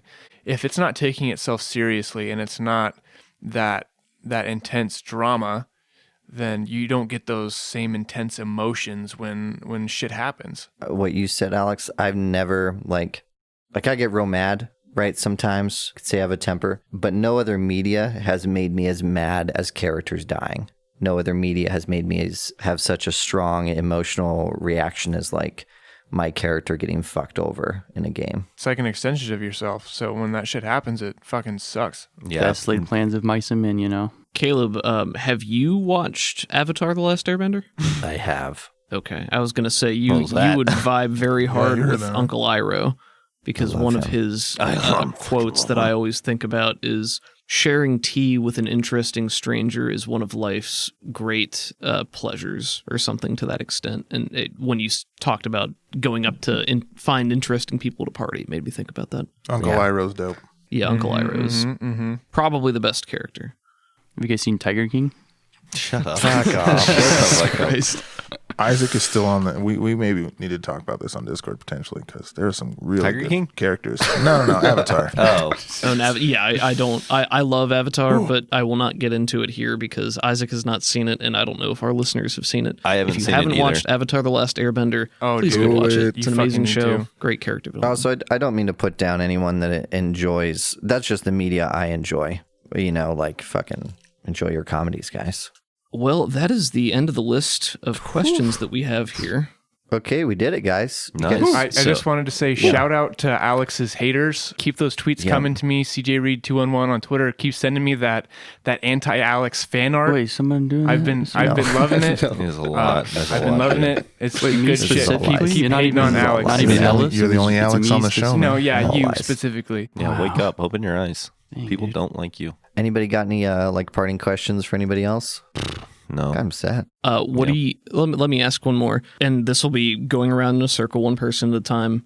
What are you most excited for, or what are you anticipating the most in this coming season? Getting out of the fucking maze and getting back to riding horses, yeah. dude. I miss riding horses so much. Making those vigor rolls. I miss Lots of riding fun. ponies. Lots Yeah. of fun. I actually really like those. Yeah, saddle sore and sunburnt. Get those chaps No, back I don't out. think Well, I'm maybe missing you much should know how to anything. ride in a cowboy western, I mean, it's not rocket science. I'm excited to see if my horse is still there. That's what I was just no going to ask. way, dude. They're Ellis's gone. horse is still Yeah. back there. You're They're not going gone. You should Fucking have let them back out. to inclination, dude. No, my horse No, the isn't horse in is- an it's in inclination. It's Tombstone. Is in it? Tombstone. Remember? We played that guy. I paid him like 20 Oh, bucks. yeah, that guy. He asked Yeah, for it was way enough more. for 30 days or something. Yeah, Yeah, we yeah. passed the 30-day mark so long ago. Yeah, If we he were was literally get in a captured prison by camp. pirates, for we two would have been months. There's fine. literally no way he's keeping those horses. If Well, anything, Harper he's eating them. paid him a fuck ton of money and then told him to bill Crane. Honestly, if I get back and Crane has sold Thunder, there's no stopping him then. That's a John Wick situation. Yeah, I was about to say that's you John know Wick's what I- dog right there. Told Don't you. take Thunder. I told you he's a murderer. What if he skinned him? Oh, that's Ooh, that's even worse. He's gonna skin Crane. He's got like for the a rest of the time, He's got a Crane's just cloak. wearing a horse head. I don't know, Caleb. We might have to lines and veils that one. Yeah, I think that's cool. you're gonna have to sit there after we finish this fucking thing, and he's gonna skin Crane, and he's gonna make a crane skin hat. Yeah. See, that's the type of content I want. A lot of rolls. It's gonna be a lot of rolls, dude. Caleb, did you ever watch the movie The Cell? No. It's good. Watch it. I'll watch it. Is it sad? Yeah. No, it's a comedy. You'll like it. Yeah, it's You'll sad. like it. Is it sad? He asks, hopefully. It's a drama. It's a really funny comedy. I think you'll like it. All right, guys, we're getting sidetracked here. No, that's right. No, nothing in particular. I mean, honestly, just getting out of the fucking maze. I know it's really cool for Deadlands lore. Yeah. I hate it. Fuck the maze. Sorry, Deadlands. No, it's just like I want to be a cowboy, and I haven't been a cowboy for Right. 2 Been seasons. a lot of prison camp and steampunk. We had to establish it all before we get back to the climax. where we're back to I want some more Back to yeehaw. roots, baby. Doug, if everybody's okay with it, my final question is for Doug. Wait, we're gonna not go even down. done. No, you answer the Just question. Well, then answer. Well, he has to tell us. He has We're to riffing. next person. Let's go to Thaddeus now. I'm most excited to see what's going on with Lucky's hand. You know, a month and a half ago, he puked up a frog. That was weird. And his Yeah, hand that has never been, got explained. And his hand has been burned and stuff. None of it's been explained, dude, you know? And I'm the magic guy, and I don't get what's going on with him. So Lucky could always do that, though. It's it not would that be big it'd deal. be really cool to see what sort of craziness is going on with you. I think he wants to meet his niece and nieces, wants to meet them. And well, I mean, he's been wanting to kill Crane since like the argument after the fireworks fiasco. It's like, bro, clearly the fireworks went off. There was no magic going on. We didn't kill nobody. It was just an accident. And he just immediately pinned it on us. So he had to go from then Yeah, on. but it was us. No. Well, Everything it was was fine. you guys. No. I Yeah. made a big Yeah, deal we about were it. not involved. Okay. Yeah. There Made was a really big deal. there was an accident with the fireworks. You know, they were imported. Who are you trying to Stuck for fool, it. Marshall? Who are you trying So, to fool right I'm now? fooling Himself. All right. Thank you, Thaddeus. How about Harper? I'm excited for the boys not to be in constant mortal peril. I mean, That's not gonna happen. Well, they're still going to be like, you know, obviously in danger and fucking going on a murder quest. But at some point, there's going to be some downtime where they're not getting shot at. Where I feel like the last 2 seasons, they've been in a fucking prison camp or they've been like hunting people. Like every fucking episode has been like go, go, go. Like fucking people are getting shot. Nobody's fucking safe. There's no time to like sit down and like unpack. Like I'm just waiting for that release where the brothers get some time to like. The beach episode. You need to have a beach episode. Yeah, we need a beach episode. We need a scene like before we fought the fucking judge where we all sit down and talk. We've been talking about a beach scene since that scene. Yeah. Yeah. I hate to break it to you, but I saw Caleb notes and it says train ride back to Tombstone / pterodactyl attack. I wouldn't be surprised. It's the last thing of Deadlands. We got to get dinosaurs in there. Caleb I is think it's Caleb necessary. does not like people to get where they're going. He just likes to kneecap you along the way. Wherever you got to go, fucking take out the train, dude. Pirates. It's not my fault that you don't understand how the story structure works. Take out the fucking train, dude. Take I out just the want the train. meat, Caleb. Watch some more sad shit, It should have dude. just been Tombstone. Nothing in the middle. No, nothing. Every time we get on a train, we get jumped. That's the West, dude. It's true. We didn't have a single nice train ride. That's just how Wild, the West baby. was. How about Lucky? Lucky and myself is really curious to see where Harper's going to land in all this because it seems like there might be a glimmer of hope, but at the same time, he's also kind of seems like a lost cause. So I don't know. Me personally, I kind of want to see where Cameron's going with this character. We're the good 'cause- guys. Ellis and Harper are the good guys. Yeah, I get that. It's just no. It's just I don't know. I've always kind of been upset with the direction Harper went, which is normal. But now that I've explained it to you, you feel a now little it makes better, a lot right? more sense. Okay. But I just kind of want to see if this is going to be a redemption story or if this is going to be like Like a tragedy. a tragedy. Yeah. Which with Deadlands, with the story we've set up, it could really go either way. And I don't know. I guess I just want to see this story overall. Is it going to have a happy ending? I mean, my gut instinct says there's no possible way, but gut I is mean, correct, I would I like. I'm just genuinely curious to see how this thing ends, or at least gets closer to ending. Hey, you know what? Me too, dude. How about Ellis to round it out? This is going to be super biased, but I really want to see what Caleb does with Way. I want to see what that's heading to, I want to see what Eliza's got cooking up back in Tombstone, perhaps. I don't know. And I want to see how that unfolds. I think that's kind of a pressure cooker, waiting to explode. So It's only a matter of time. How about you, Caleb? What are you most excited for this coming season as the man behind the scenes who knows a bit more? We're at the situation now where they're aware that Crane ordered their mom's death, right? In one way or another. And now we're at a situation where do we go kill Crane or do we go save Abel's kids? And I can't do any prep work until the decision has been made because they're in completely different parts of the fucking, Wait, those are different things? Yeah. He's not keeping the kids Yeah, with him. that's news. Yeah. Your characters know that if you don't. Crane said they were kept Alex does not. I thought, Alex is I thought very in shocked. killing Crane, they would be redeemed Well, or at least set free. I guess how I would see it, and I imagine how like Abel would see Crane would be like, if you go fucking kill Crane, his people are just going to kill Abel's kids.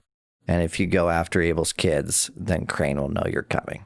Bring it on, dude. Nothing is it's- being able Sounds to like stop an us so far. in-character conversation. Yeah, so I've been fucking wondering how that shit was going to play out because I literally can't do anything until that's been decided. Split the party. Just we do all the could. prep We work for could. both. No, And then we you can could not. recycle it later down the line. Party. GM 101.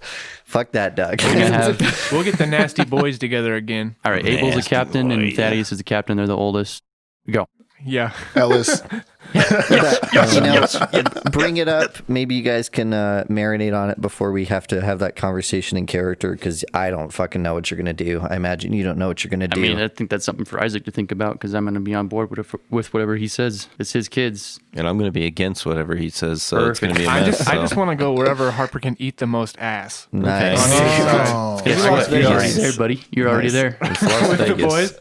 All you can eat. All you can eat.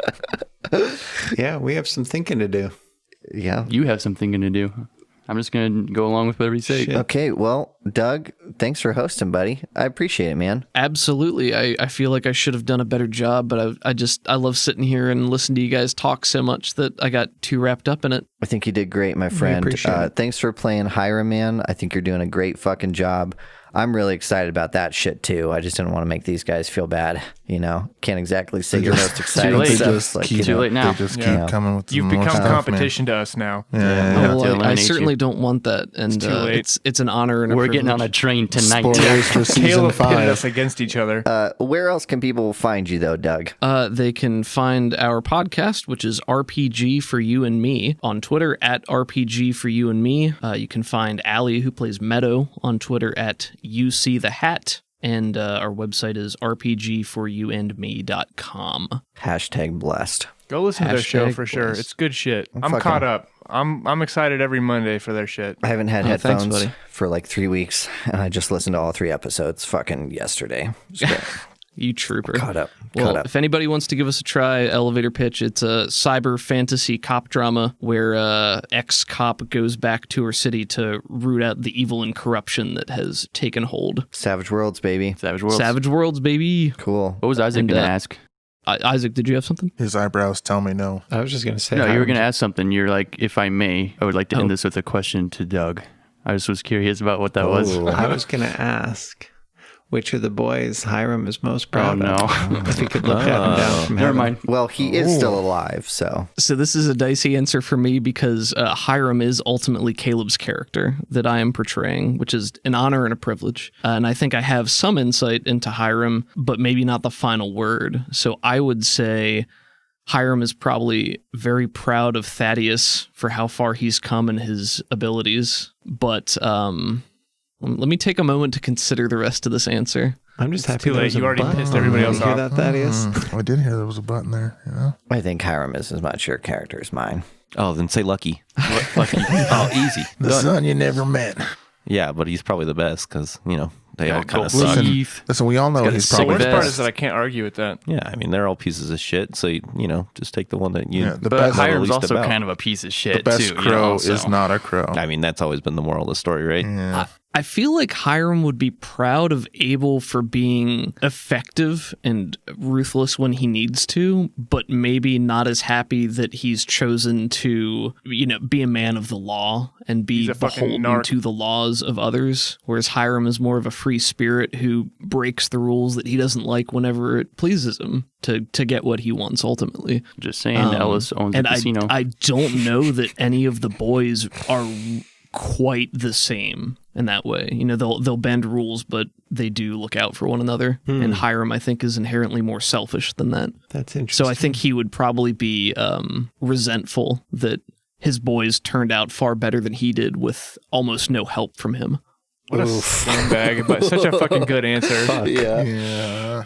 Fuck that guy. Okay, and see that though?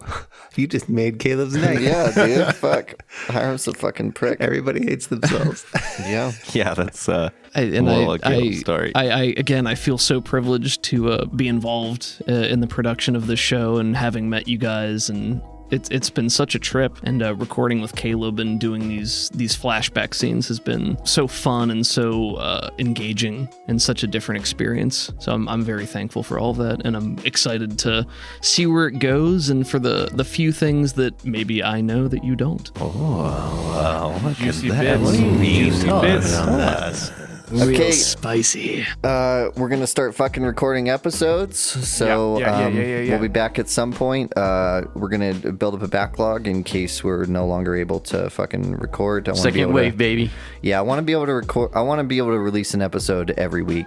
Fucking through the season. So as soon as we're confident we can do that, we'll start releasing episodes. And we'll get back to the Weird West real soon. Seriously though, thank you for all the questions, guys. Yeah, honestly. This is an awesome. absolute pleasure. These We were love really doing good this stuff. questions. Yeah, To the community I as a whole, everybody that's been engaged, that stays Yeah. active on the server, my God. I'm blown away consistently just by how wonderful and supportive everyone is. Yeah, So seriously. thank you for being here and for listening to everybody tell a good story. Okay. Yep. Bye, everybody. Bye. Thank you. Bye. Bye. Later.